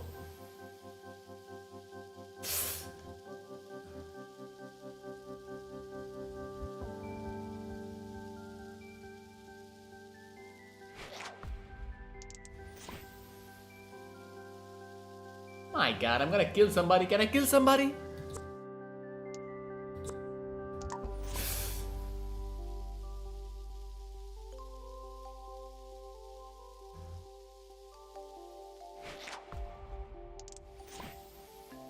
I need two adjacent. Blood. I can't give up.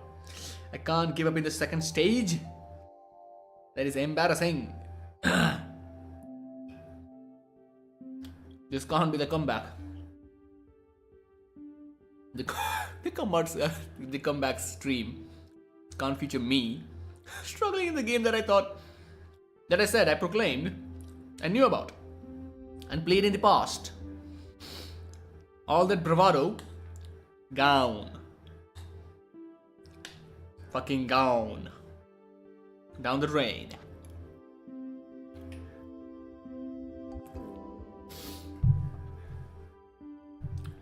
We will persevere.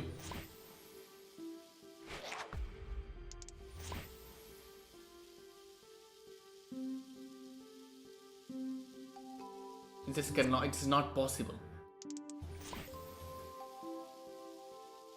We can't use the same K. This is not good. Not good. I don't want to take hint. Oh, I think they gave me a hint. First is LOK. I think the hint system is good because it means that I already know I'm not supposed to start with this. I know I'm supposed to start with LOK. And there are 1, 2, 3 LOKs.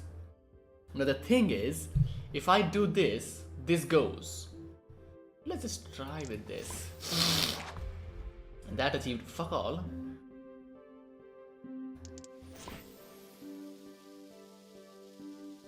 Yeah, this is like suicide. So it can't be this. It can be this, or it can be that. If it is that, no, if it is that, that means this has to be this. Or this has to be this. So we gotta sacrifice one of them. Somebody has to go. Somebody has to go.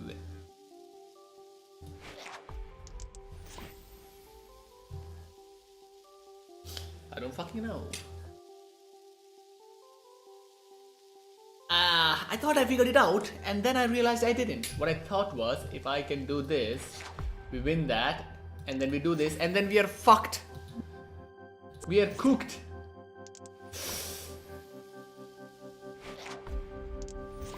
Again. So, I think, I don't know, this and this are most like this way is better.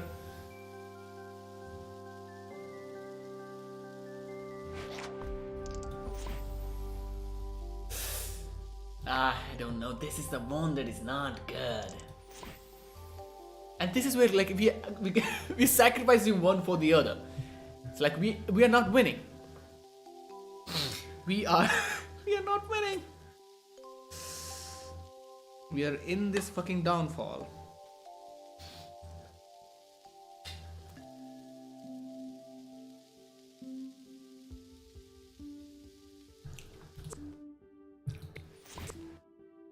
I'm pretty sure this key is not supposed to be used in LOK. So we can use this.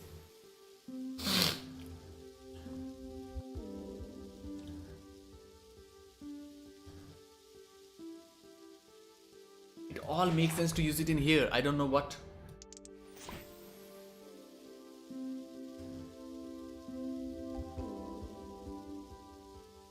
I'm baffled.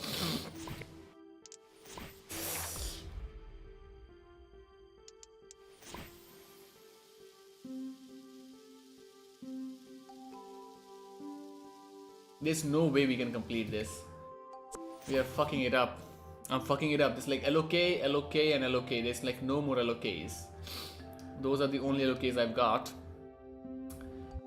I don't think it should be below, because we lose that.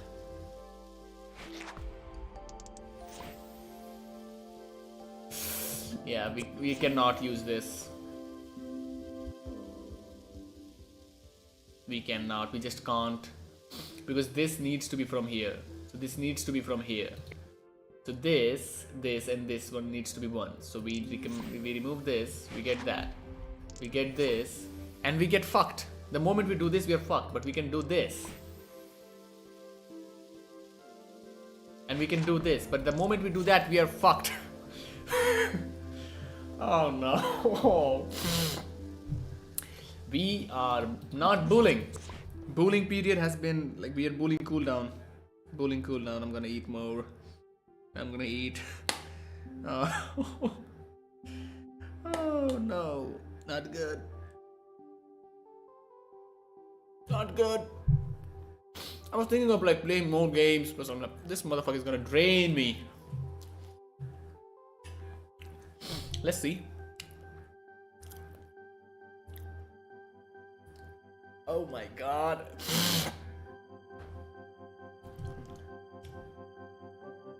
See, I don't believe it's this one. It might be this or this. And logically, this is the best ideal to start from, because this leaves us more opportunity in here and here. I'm gonna stick with that. And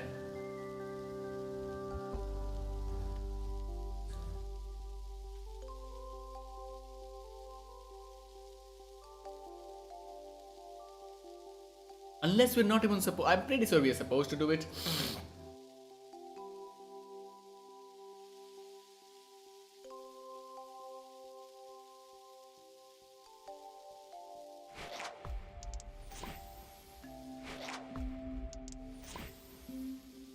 My god.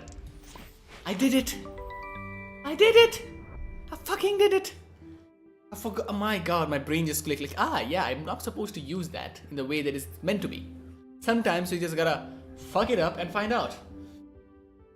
I'm gonna do this stage and maybe then do something else, because I think that level just fucked me up. It teached me a valuable lesson. This game is this game is lies, deceit.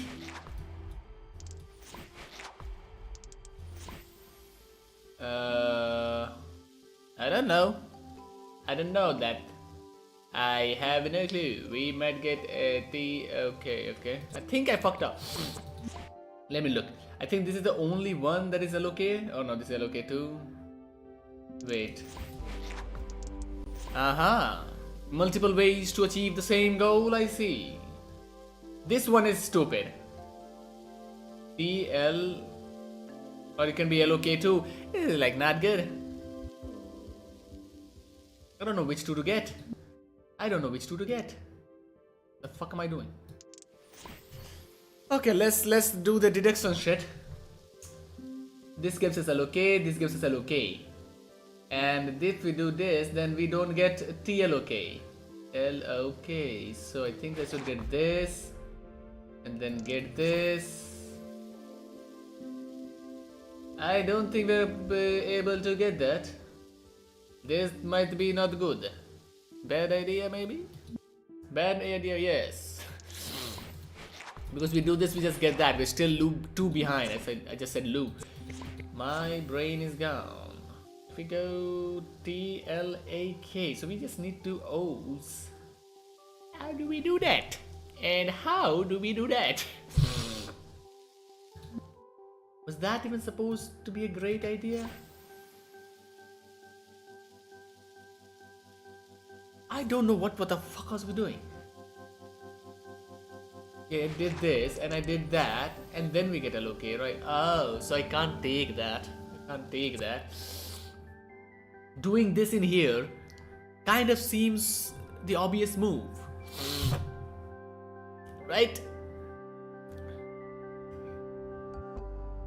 Or we can go here and then do fuck all. You know? Sometimes you just gotta do fuck all. You know, just get stuck. I think I'm good until this point. I have to just like figure out how to where to go next. Okay, I'm gonna eat a bit more.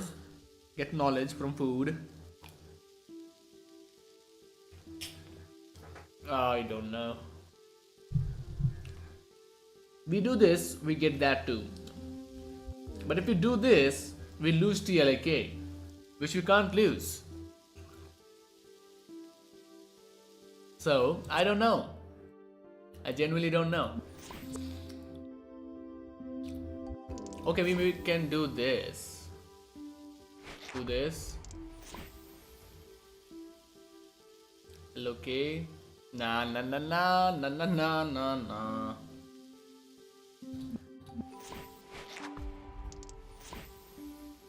We still can't do that. We can't do that. TLAK. How the fuck are we gonna do that? Huh? I did not think this through. I repeat, I did not think this through.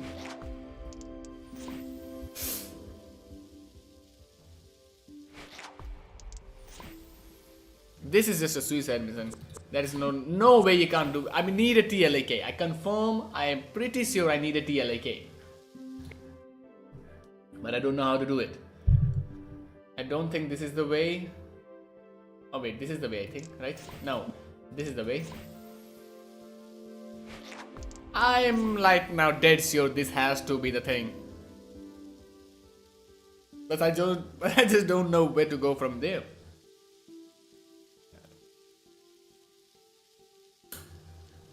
Pretty tough. Pretty fucking tough. And this is like the second last mission of the puzzle ones. Which is gonna like grant me something, I don't know. At least the game should give me like an achievement for it. It's a tough work.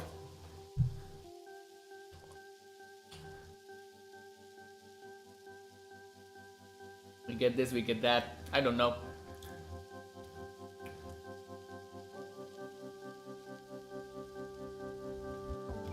Wait a second, I can do this.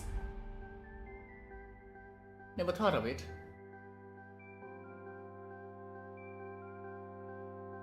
Okay, Let me think. We cooking. We are cooking. We can't use that L. So it has to be this L. Oh my god. I did it. I am the genius. I am the fucking genius. We are one fucking level away from greatness. This is amazing. Wait.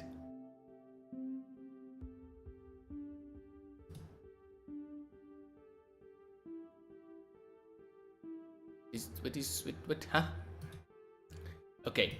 I was looking at some stuff in this in the different window. Like OBS has changed with its features since our last stream, so I was like, huh, what the fuck does this one do? Okay.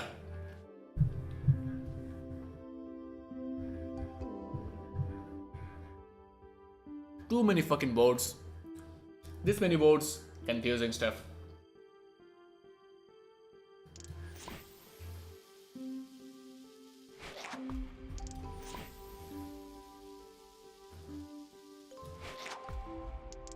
Oh my god. Could do this. I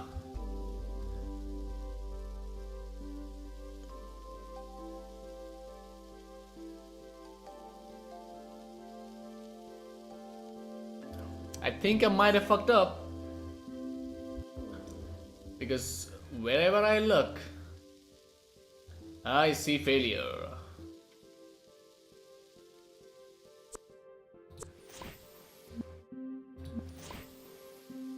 I could have just done this and done this. Because this does not look useful in any way or form.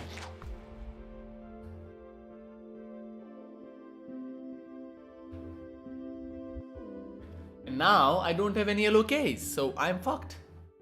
You see, that is called a fucking genius move, ingenious move. It's like, you know, I'm playing like 5D chess with this one. Like, even I don't know what the fuck I'm doing. I'm just clicking stuff. Let's start with the beginning. Because this and this is the only way I see anything. Like, yeah, that's like, yep, buddy. And then, yep, buddy. And then we do this, Or we can do this. I don't know why I did that. I don't fucking know.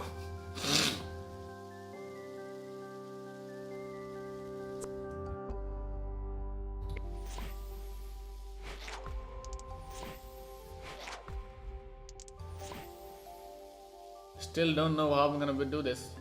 Because L, O and K, and we need to do somehow this. Which is like impossible. Huh?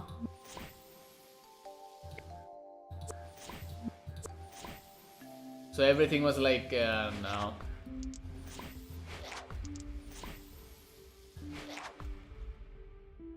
Oh my god. Oh no. Please. Somebody save my ass. I'm not gonna use that because that feels useful.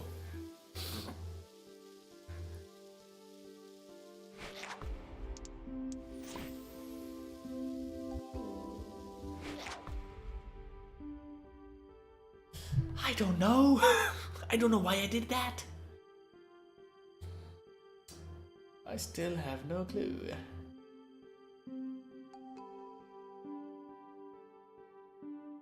I can think. I can't think.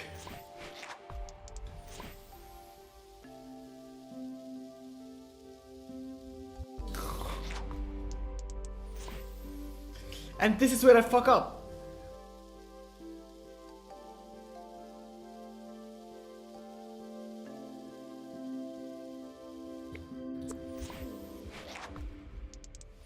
Again, I don't know what I'm doing. I don't know what I'm changing. And something in my mind like, yeah, that's gonna do something.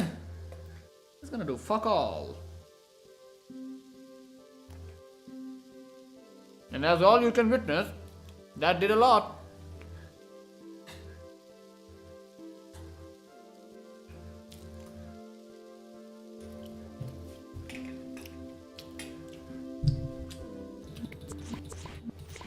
Let's take a hint. Hello, K. Great motherfucking hint. I already knew that. I'm not gonna take one more than one hint. There's a reputation at stake. Bitch ass motherfuckers.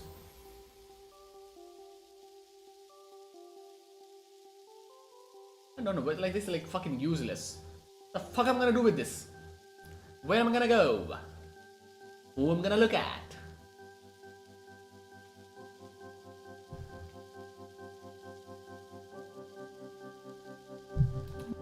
Why does this feel like this is a better thing to do? Nah, I don't think that might be the play. Let's see.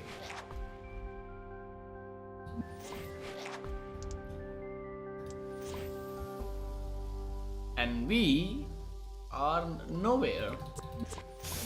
We need this.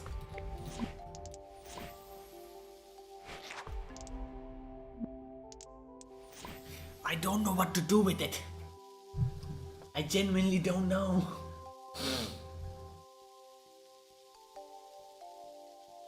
I think I'm beginning to lose my fucking mind. This might just be the beginning of it, but I am surely losing something.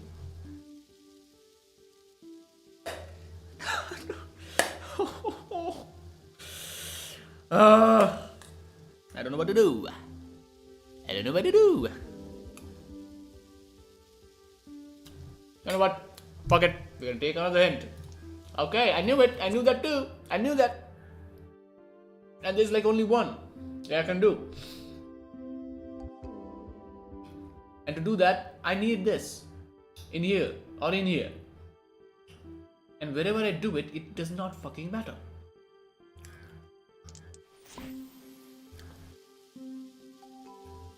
Everything.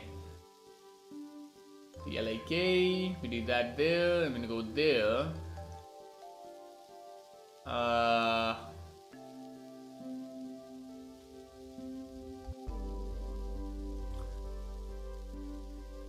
Okay. Yellow K. Can't we do like this and this? We can. I knew it. I knew we can do this. I didn't believe in myself. Like, no, that does not happen. I knew that. For some, I'm gonna kill somebody. Sorry for that. I didn't bash my. I just let my hand fall at the desk. And now this is where it's get like funkier because there's like one more stuff. Learn a new word, trust the learning process. And this is like AT, and yeah, it's gonna get like everyone. So if you do like AT and T and oh no, not good. And then do this and this, it's just like, you know, it gives you more playground. Ground to play? Playground. Yeah, it's gonna treat you. At first it teaches you the mechanics and then it fucks you with it. You know?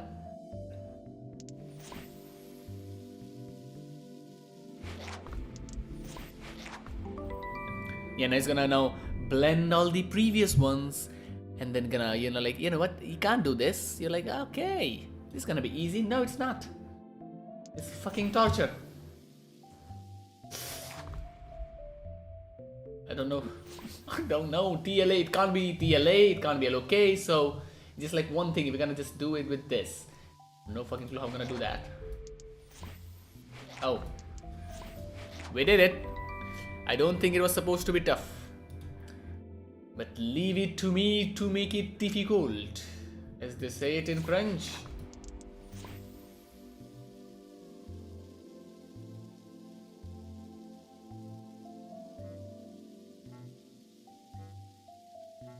Okay. I think I fucked up. Or not. And then we are fucked again. I'm pretty sure I'm not supposed to do this earlier.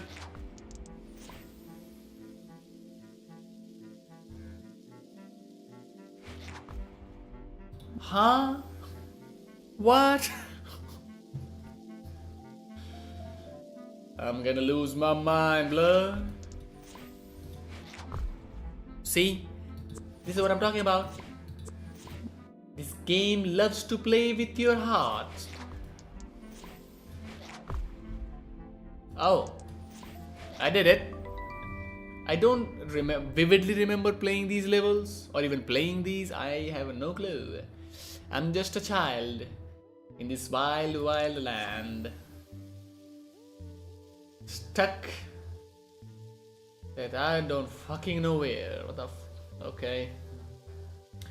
Wait a second, I can even do this. And then get fucked.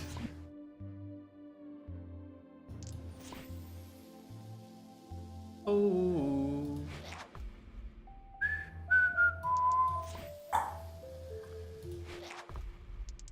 Oh, that was easy. That was done. Next one unlocked. Yippee-ki-yay. I think I have to press it or click the mouse. I thought pressing space would do it. What the fuck do I know?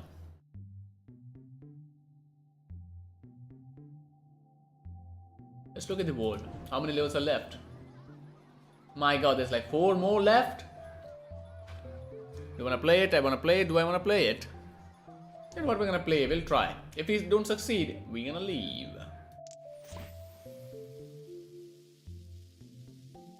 You know what? We're gonna leave.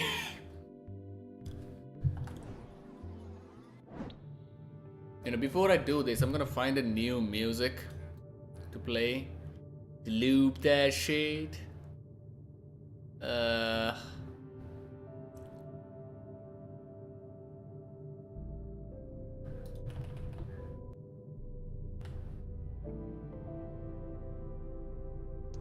We're gonna. I mean, I'm not gonna stream it anymore because I'm not gonna stream. But I don't know. If by next year I don't complete this game, we might play it, or even try the daily puzzles and whatnot. But as of now, I'm gonna just end it. Yeah, let's hope let's see how the oh, hello. How the music is. How loud is it?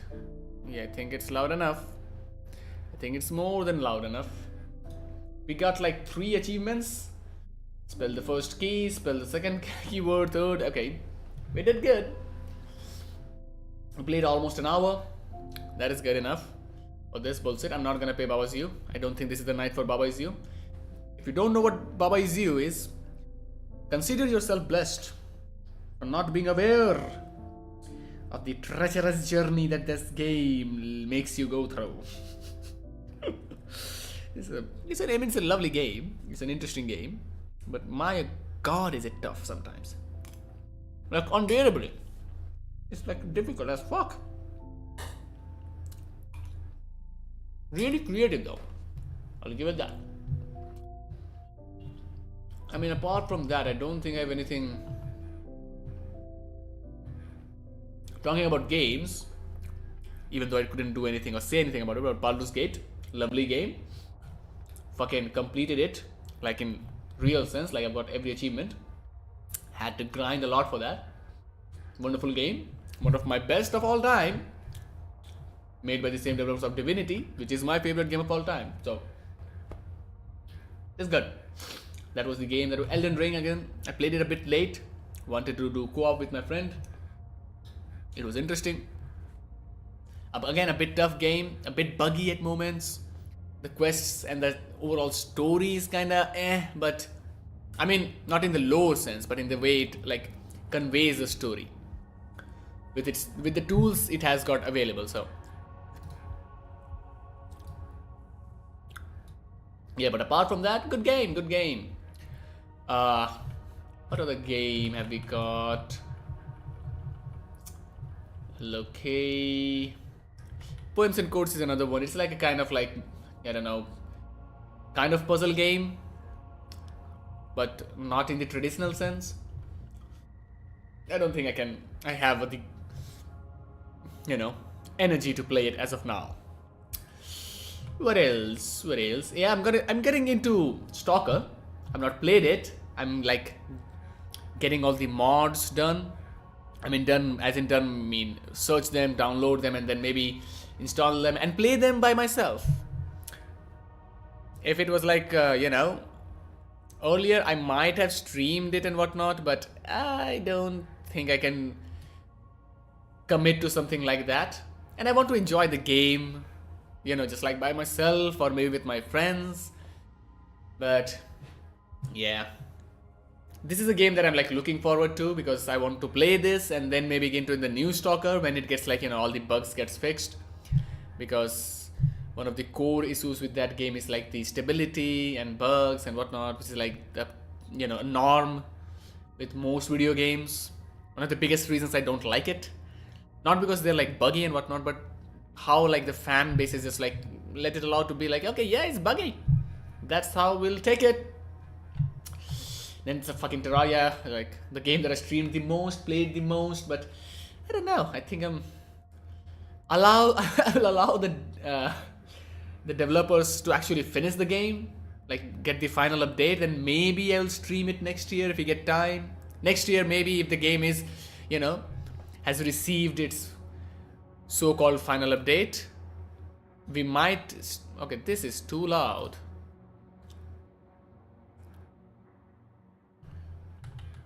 Okay, I'm just gonna fast to the next song. It's too fucking loud. But yeah, can't play Terraria. And apart from that, I don't think I got any other games that are like worth playing. As you can see, I have lots of stupid games that I don't even play. They were once, they were once the centerpiece. They had their moment. They got the attention they deemed to, expect or demand. But their time has gone. It's the past. So yeah, I don't think it's like a very dramatic way of saying they're old. I got bored of it. But in terms of games, that's all there is. I'm just trying to think if I've forgotten anything or not. Because I don't think I will get any other time or moment to talk about stuff apart from this. If you by chance not seen the 10 minutes short film that I made, you can watch it.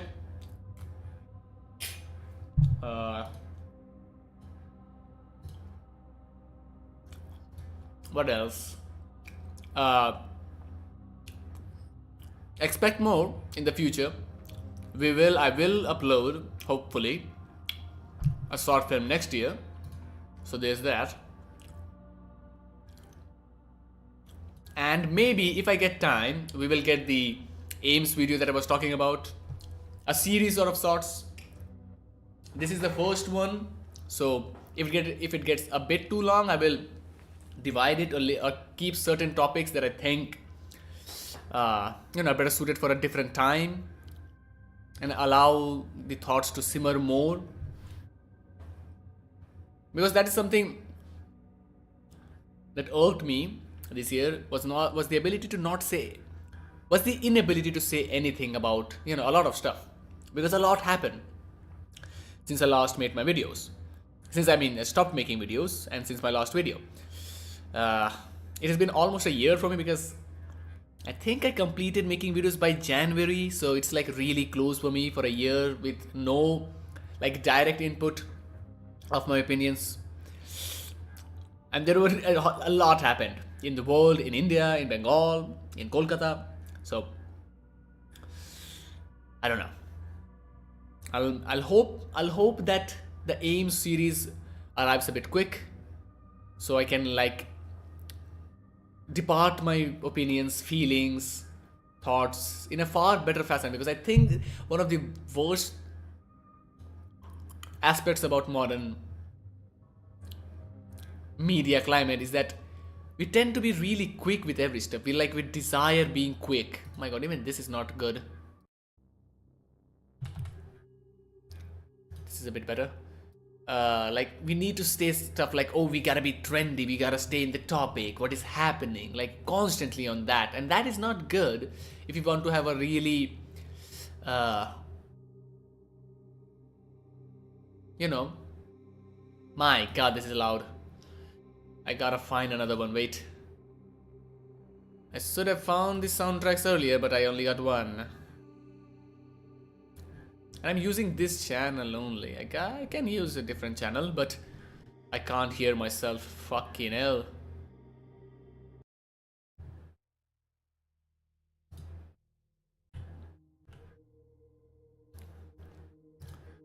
Okay, I think this should be fine. But yeah, I mean, everyone does not need to speak about every stuff right when it happens. You need to let your thoughts, you know, be more refined. Give it time. You know, everything does not need to be like trending, like current events. It allows for a better discussion. It allows for more, you know, I don't know, like more diverse talking points to be conveyed. And you can't do that like in a couple of days or weeks. It takes time. It takes time. Sometimes it takes a lot of time to get to the down or to the core of the essence of any subject matter, of any topic, of any event. And I think that's like what I try to do. I've always done. I don't tend to be like, oh, we gotta talk about current stuff. Even with my like old videos, it's like always, you know, a bit late, but it's always there. But maybe, I don't know, I will find a different way to do it, because in terms of like films, I try to keep them in a capsule, even though they are like kind of happening in the real world, because they are documentaries, most of them, or have the essence of documentaries, slice of life, realistic realism sort of direction.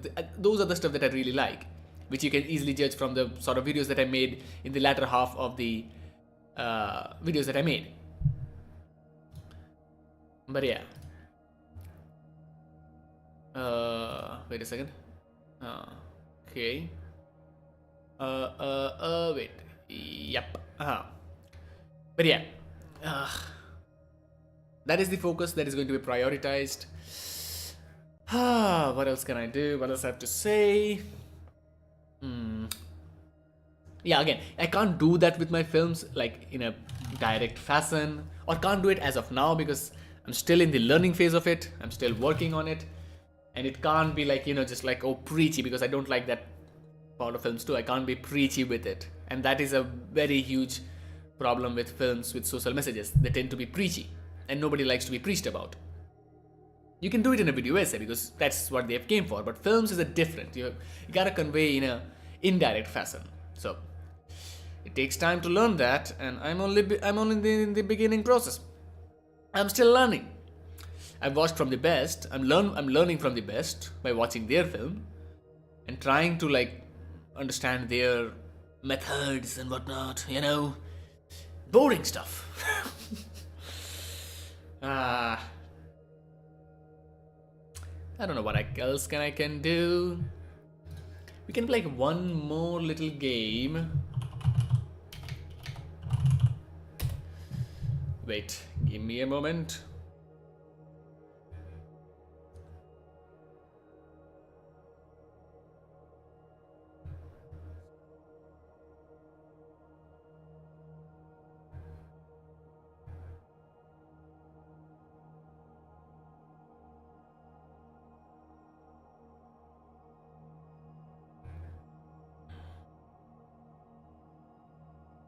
Okay.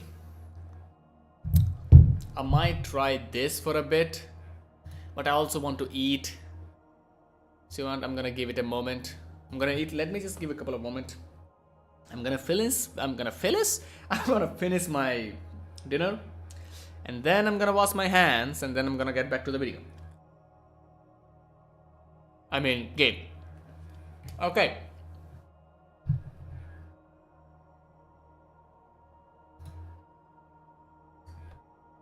So this is based on a.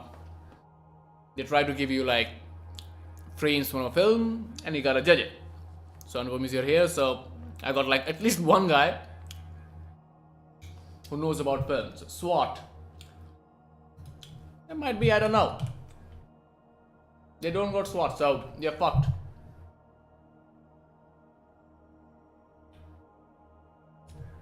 It might be Fast and Furious, looks like Fast and Furious stuff. I don't know, we got Ferrari, something like that. It might be Fast and Furious 4. Is there Fast and Furious 4? They don't have Fast and Furious 4. Again, I think the catalog of this fucking game is kind of odd. And mind my bad typing because I am typing from one hand while eating from the other. I'm gonna go with Fast and Furious 6. This just looks to me Fast and Furious. This has to be Fast and Furious. I don't know, Need for Speed. Can be this. Did I got it? I got it! See, Fast 5. It's not Fast 5, it's Need for Speed. Yeah, he's got like this guy and Imogen Poots. I know the actress. I think it's Imogen Poots. I don't know the name of this guy, but he's a good actor. And he's got Rami Malek too. Yeah, this is not Rami Malek. Yeah, Aaron Paul. Yeah, Aaron Paul. And he got Rami Malek, but I don't know why they have not used that guy. Good guy. Okay, this just looks to me Fargo. Like snow, for like long shot snow, Fargo. For me, it's Fargo. I've never seen this. I'm gonna be honest, never seen this frame. It's like an old school Dune to me. Like the Dune made by Lynch. It might be that. You know what? Let's do Dune. It might be Dune. Or not. Oh wait. I forgot the name. Oh my god, what the fuck was the name?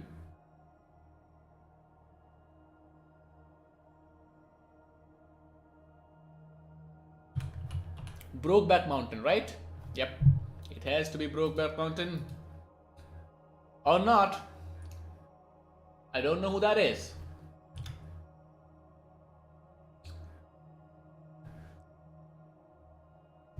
Let's zoom a bit. Fuck no idea. Yeah, it's like I've never seen. I might have seen this actress, but I don't know. I don't remember her name. Let's submit blank. Wait, that is Scarlett Johansson, and that is an actor who I know, but I have again no clue. I don't think I've seen this film.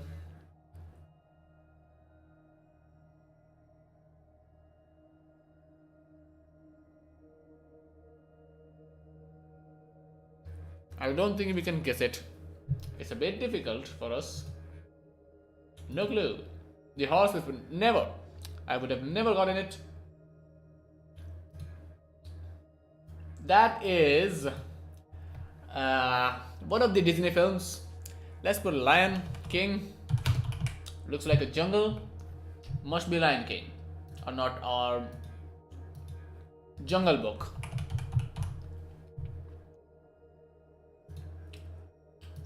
Yep, it's like one or the other.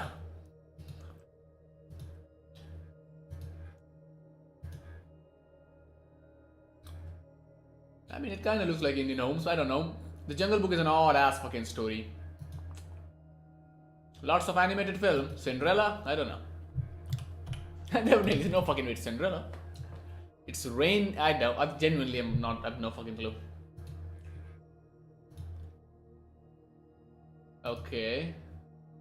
Who will? So, Grinch? Some sort of Grinch? Or the Grinch stole the Christmas? I don't. Okay. I thought that was a, live action film, but I don't know. I don't watch it. What? I don't know. For some reason, I thought of V for Vendetta. I don't know why. Does not look like it. It looks a bit older than that. I have no clue. I know the actor in the back. I think it's Michael Caine. And I don't know who this is. Who the what? Huh? An odd ass film. It's an odd ass Christmas film. Oh wait, Kermit? Kermit the Frog? Kermit something? We don't have Kermit. The Muppet. Oh, the Muppet. Yeah, good point. Kermit is from Muppet. You're not wrong there. They've got like Christmas films because it's Christmas, so he's gonna get. I think this is a. Where's the Kid Left Behind? What is that film called? How the fuck did I forget that name? Home Alone. Yes, it looks like Home Alone. It has to be Home Alone. It's Christmas, Homes, or not. Home Alone 2. There is no Home Alone 2. There is Come and See, which is a fucking war film. There's no way it's Come and See. Okay. So it looks like Scooby-Doo van. Then no, I think it's been. Is this animated? No, not okay. Baby's Day Out. Baby's Day Out is not Christmas, right? What the fuck is this film? Huh? No clue. These are odd ass films. Odd ass films, motherfucker. What? I don't know Christmas films.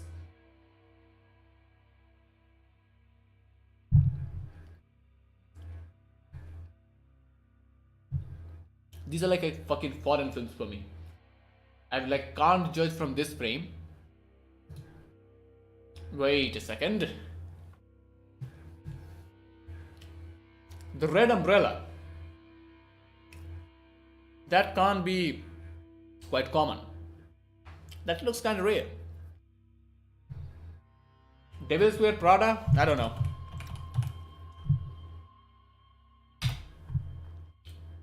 What the fuck is Devil Wears Prada? Okay, everything fucking changed. We went from, I don't know, I mean, it can't look American, but this is, I don't know, it can be Atomic Blonde is recent. It is that, what is that fucking called? Tarantino film, two-parter, Kill Bill. Might be Kill Bill. Volume 2, fuck it. Okay, it's Kill Bill 1, confirm. Because that is Uma Thurman. We got it, got it. Yep, this is Lucy Liu, I guess, is her name. And this is some woman, I don't know who that is. Atomic Blonde is like way recent. So Atomic Blonde is like 2015, 16 I think, or 17 maybe. And the visuals were like way off. Now this, I have no clue. The tone of the color makes it look like breakfast, yes, classic. A hard bran cornflakes sort of stuff with milk. It's gonna make you like kill yourself. It kind of looks like, I don't know, Machinist. It has that cold vibe. Okay. For the visuals alone, I think it is Fight Club. Okay, I don't know. Oh, this is recent. John Wick. Okay. Didn't know Willem Dafoe was in John Wick, but I don't think it's John Wick 1, right? It's John Wick what? Chapter 2, I guess? 1, okay. You're gonna go with John Wick. Okay, we got it. And then last we got the Wick himself. How the fuck I'm gonna know with this one? And this is a memorable fucking picture, so I'm pretty sure if anyone who knows, they will know. I don't know.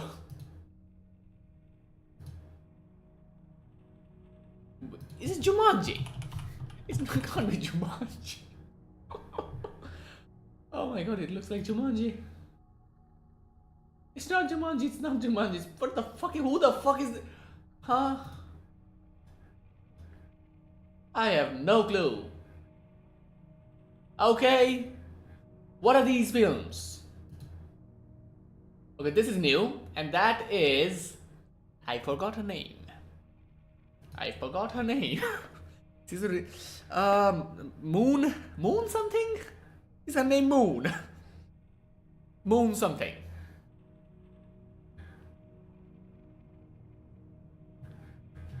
I don't know, but this looks recent. And there was a film called Predator. I think there was a new Predator, so I'm pretty sure it might be Predator. This does not look like Predator to me.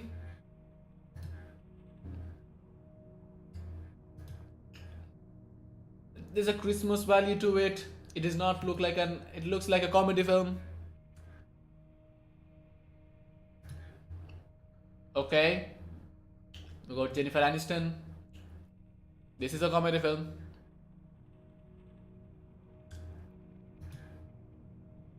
I have no clue. Office Christmas Party. Again, how the fuck am I gonna know? Okay. We got the address. Brooks Memorial Home for the Aged. 126 Maplewood Drive? Oh, it's not Doe Drive. Great Neck. What? Long Island. Fucking what? What a name. Date of birth as old as my tongue and a little bit of older than my teeth. Kris Kringle. Kris Kringle? Kris Kringle. Wait, the fuck have I heard that name?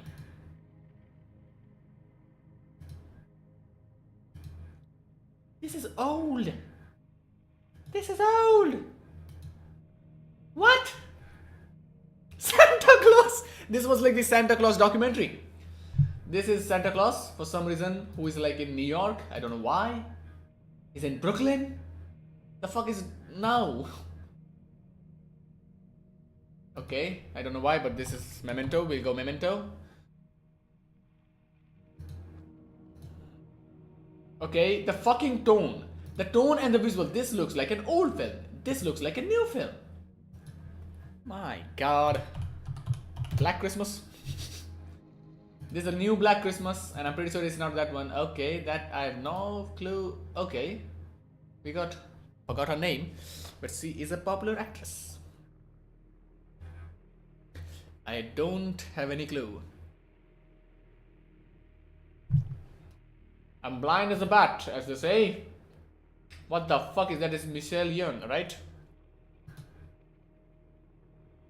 Wait a second. Nope. Would not have guessed that one. Would not have that guessed. I think I was gonna guess like Big Fat Asian Wedding or something like the Asian Marriage, something, that film. Okay. But for some reason this reminds me of Twin Peaks. Is there Twin Peaks in here? Oh, well, yep, do this. It's not gonna be that one, but I wanna guess that one. Okay. I thought it was a bit modern, but this is not modern. Wait a second.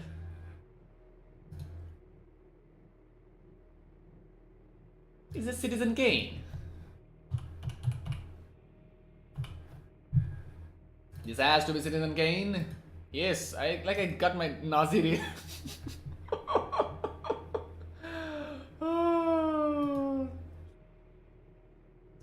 Like I judged from this because it looked like that from, and this says Kane. So gotta be, you know, try the daily 1 frame challenge. What the fuck do you think I am? We're gonna do it in the last, you know, we're like, okay, we're gonna run away from this one. Who the fuck is what? This look like Ghostbusters to me.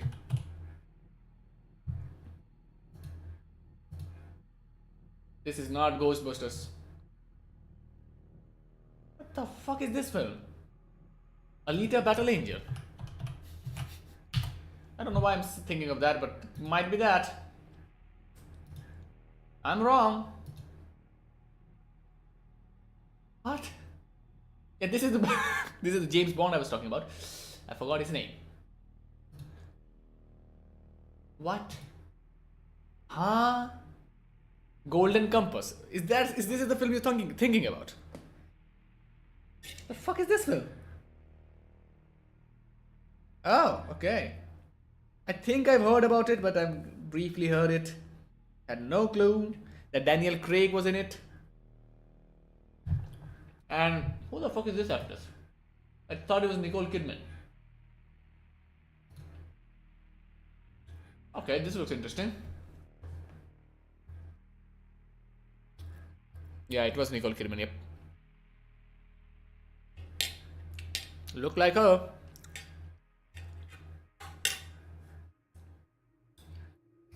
This looks like a horror film to me, but I don't know or have any fucking semblance of idea what it might be. Wait a second, is it the others? Oh, I mean the other. Is not? Is it not the others? Is it called others or others? Huh? It looked like the other. The favorite?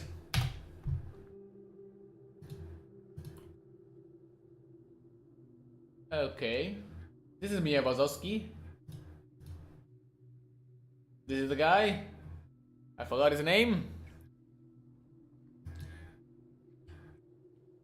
Why it feels like I've seen it? No, I've not seen it. I have not seen it. This is Piccolio. Piccolio? Pinocchio. I almost confused. I confused between Pinocchio and Piccolo. This is Pinocchio. What? This look like Pinocchio. I have no clue now. I am lost. This look like Pinocchio. The fuck is this then?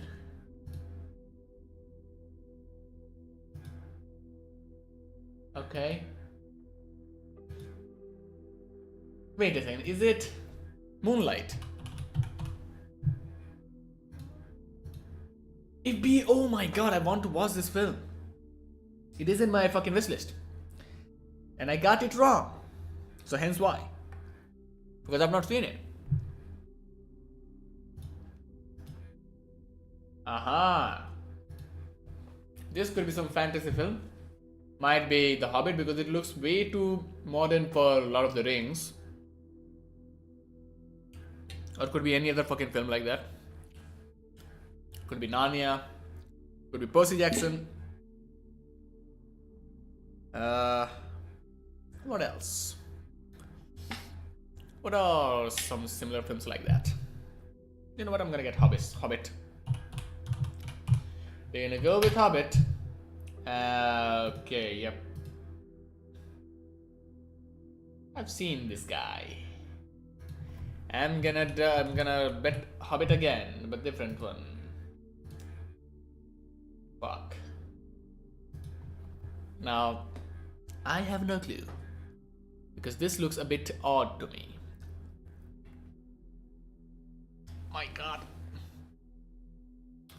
Some Christmas film might be, but I don't know. It looks... I don't think it's a horror... I'm pretty sure this is a film intended for kids. Judging from this and this, it looks a bit comedic. But I don't know a film like this. For some reason, my mind goes to Smurfs. Is there a film called Smurfs? What the fuck? Where is Smurfs? Okay, so there is no Smurf in this film. I mean, in this universe.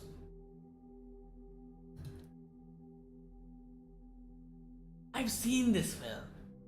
Is it? I have no clue what it is though. I'm gonna guess Maleficent.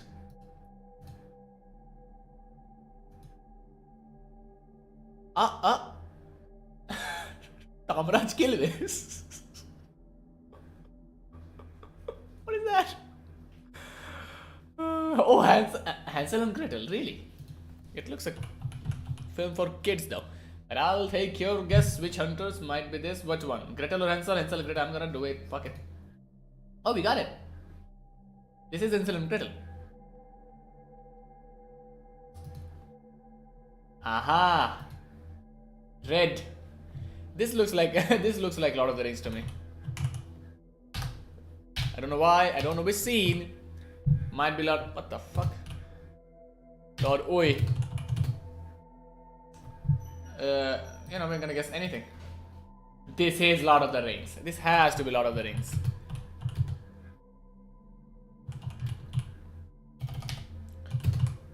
I'm gonna go Fellowship with the Ring. My god, so the last one. Please don't be the Hobbits. I guess the Hobbits.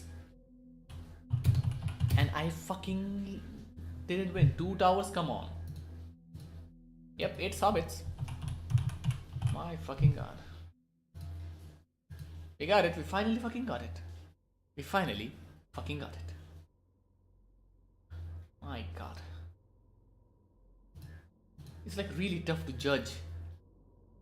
What? What? What? Huh?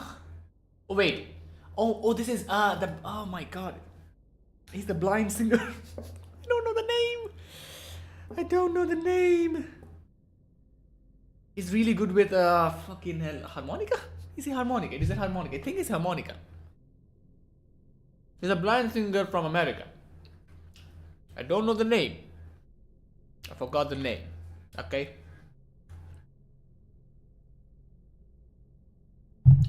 I don't know, but I think it's Jamie Foxx playing him.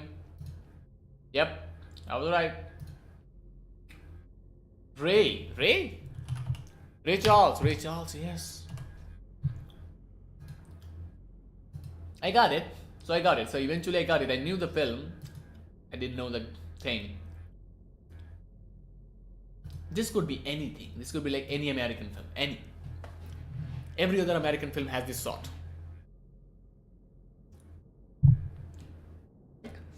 For some reason I'm thinking Forrest Gump.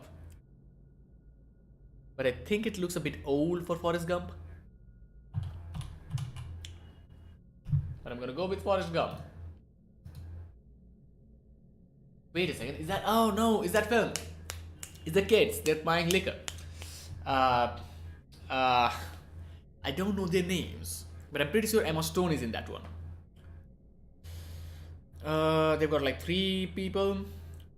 Like got one like a geeky guy with glasses, a fat guy, and one more guy. I have no clue of the name. It has got like day. Yes, yep, I was right. I know the film. I have no clue of the name. I don't know the name. I will never know the name. Good, great, good day, something like that. Good, bad, bad, good. Bad, good. Bad. Bad? Bad, good. Good boy? What the fuck was it? Good. Good time? No, it's not good time. Good favor, good time, good bad, bad good. Great good, grade A. Grade A, grade A. It might be grade A. No, grade A is no, there's no fucking film like that. I don't know. I'm pretty sure I know the film. I have no clue what the name is. Yep, it is that film. Yep, I told you. 2 guy, and there's gonna be one more goofy ass motherfucker. This guy. Fucking hell. Super bad. Yes, it was like bad, good, guys, cool, something. Yeah, I got it. Yep, I've seen it. Yeah, it's a classic comedy film. This motherfucker. This is the face, McLovin. He be loving. This could be anything. Wait a second, this is new. Rome Empire. Okay. This is old. I thought it was new. But the film that I was thinking is not the one that this is. Because this is new. I forgot her name too. Sigourney Weaver. Yeah. Okay. Yeah, I busted. You know what? I've seen the trailer of this film. I've seen this film showing on TV too. Never watched it. Never knew that Sigourney Weaver is on that. Because for the moment C came, I was like, oh, this is gotta be old. At least like 2000s maybe. So like, this is not the one that I was thinking. I'm pretty sure I was thinking of this one, but I had no clue what its name was. Huh. Blown out color.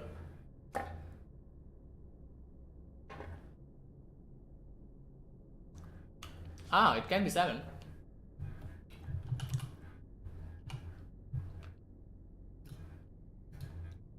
We were there. It still has a really bold. So nah, I don't think it looks like Zodiac. Zodiac has that new sort of look that is like plaguing Hollywood. This got old feel to it. The wrestler.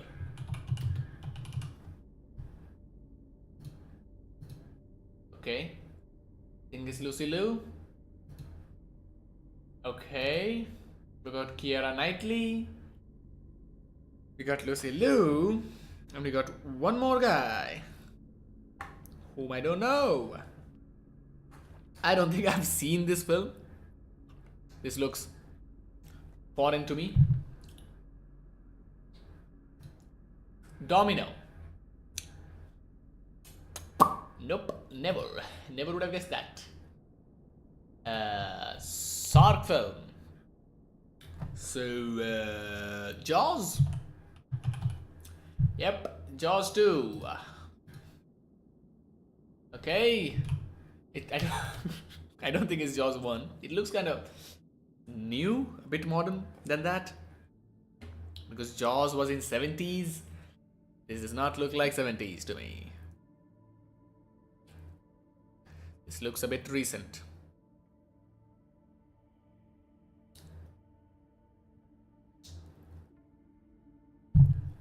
Perfect Storm.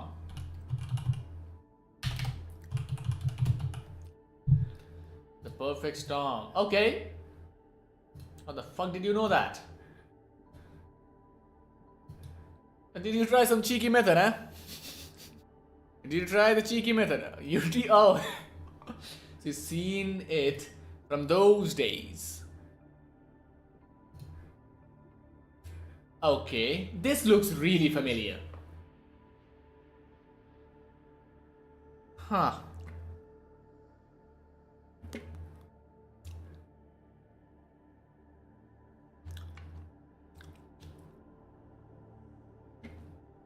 I'm like trying to eat and do this at the same time.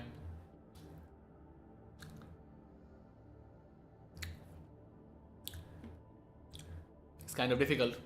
But I've seen this film. I'm confirmed I've seen this film, but I have no clue what the film is.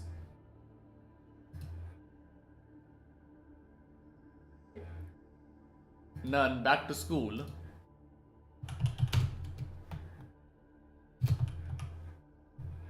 It is not here. None. Back to School. I genuinely thought that might be it. This went from something that I thought I knew from I have no clue. Oh, hello. Nacho Libre. It looked like something, a Spanish film that Hollywood directors made. It just had that vibe. You know what? Let's try this. Okay. Oh, so they're gonna keep one frame and maybe show more of it? I don't know. Hurt Locker.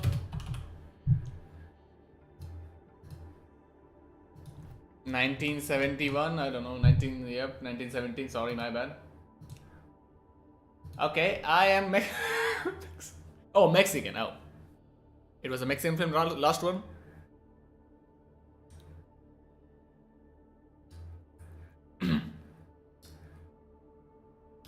Jews or Muslims in back, yep. But is it Zero Dark 30? Yes, Libre, yeah, naturally. My bad, I thought, for some reason I was like Spanish, huh? It's not Zero Dark 30. Dark Hour. No Dark Hour. There's like one more film like this. I don't know the name. But this can be like anything. Like a million of American, war films are like this, so it is tough.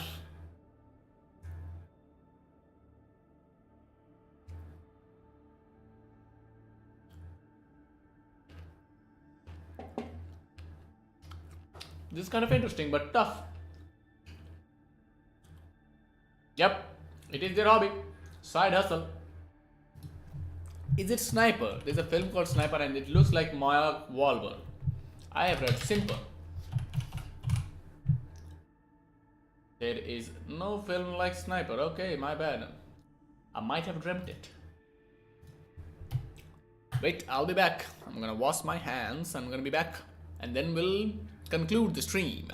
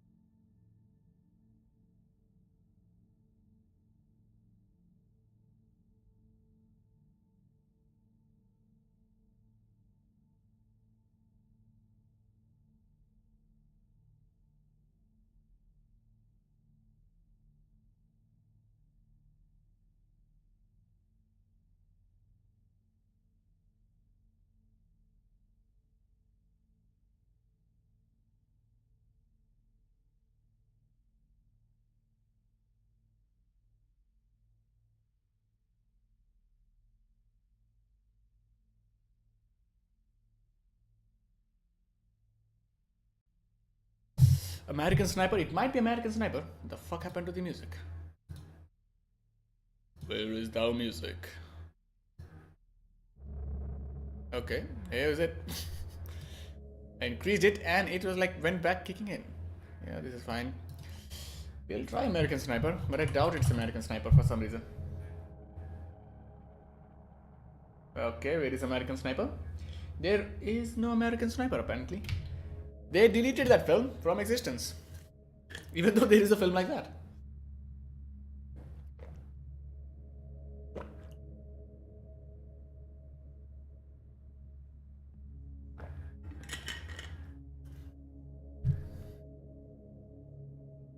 Okay. It's kind of difficult. Oh, hey, what up? This guy. Oh no. I'm pretty sure like this film has came across in this game, but I have no clue what film it is.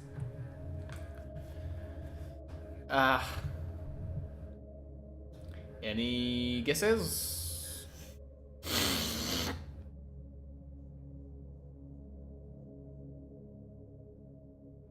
Yep, exactly. I told you, it's like the other fucking film like Zero Dark 30, it's like Black Hawk Down.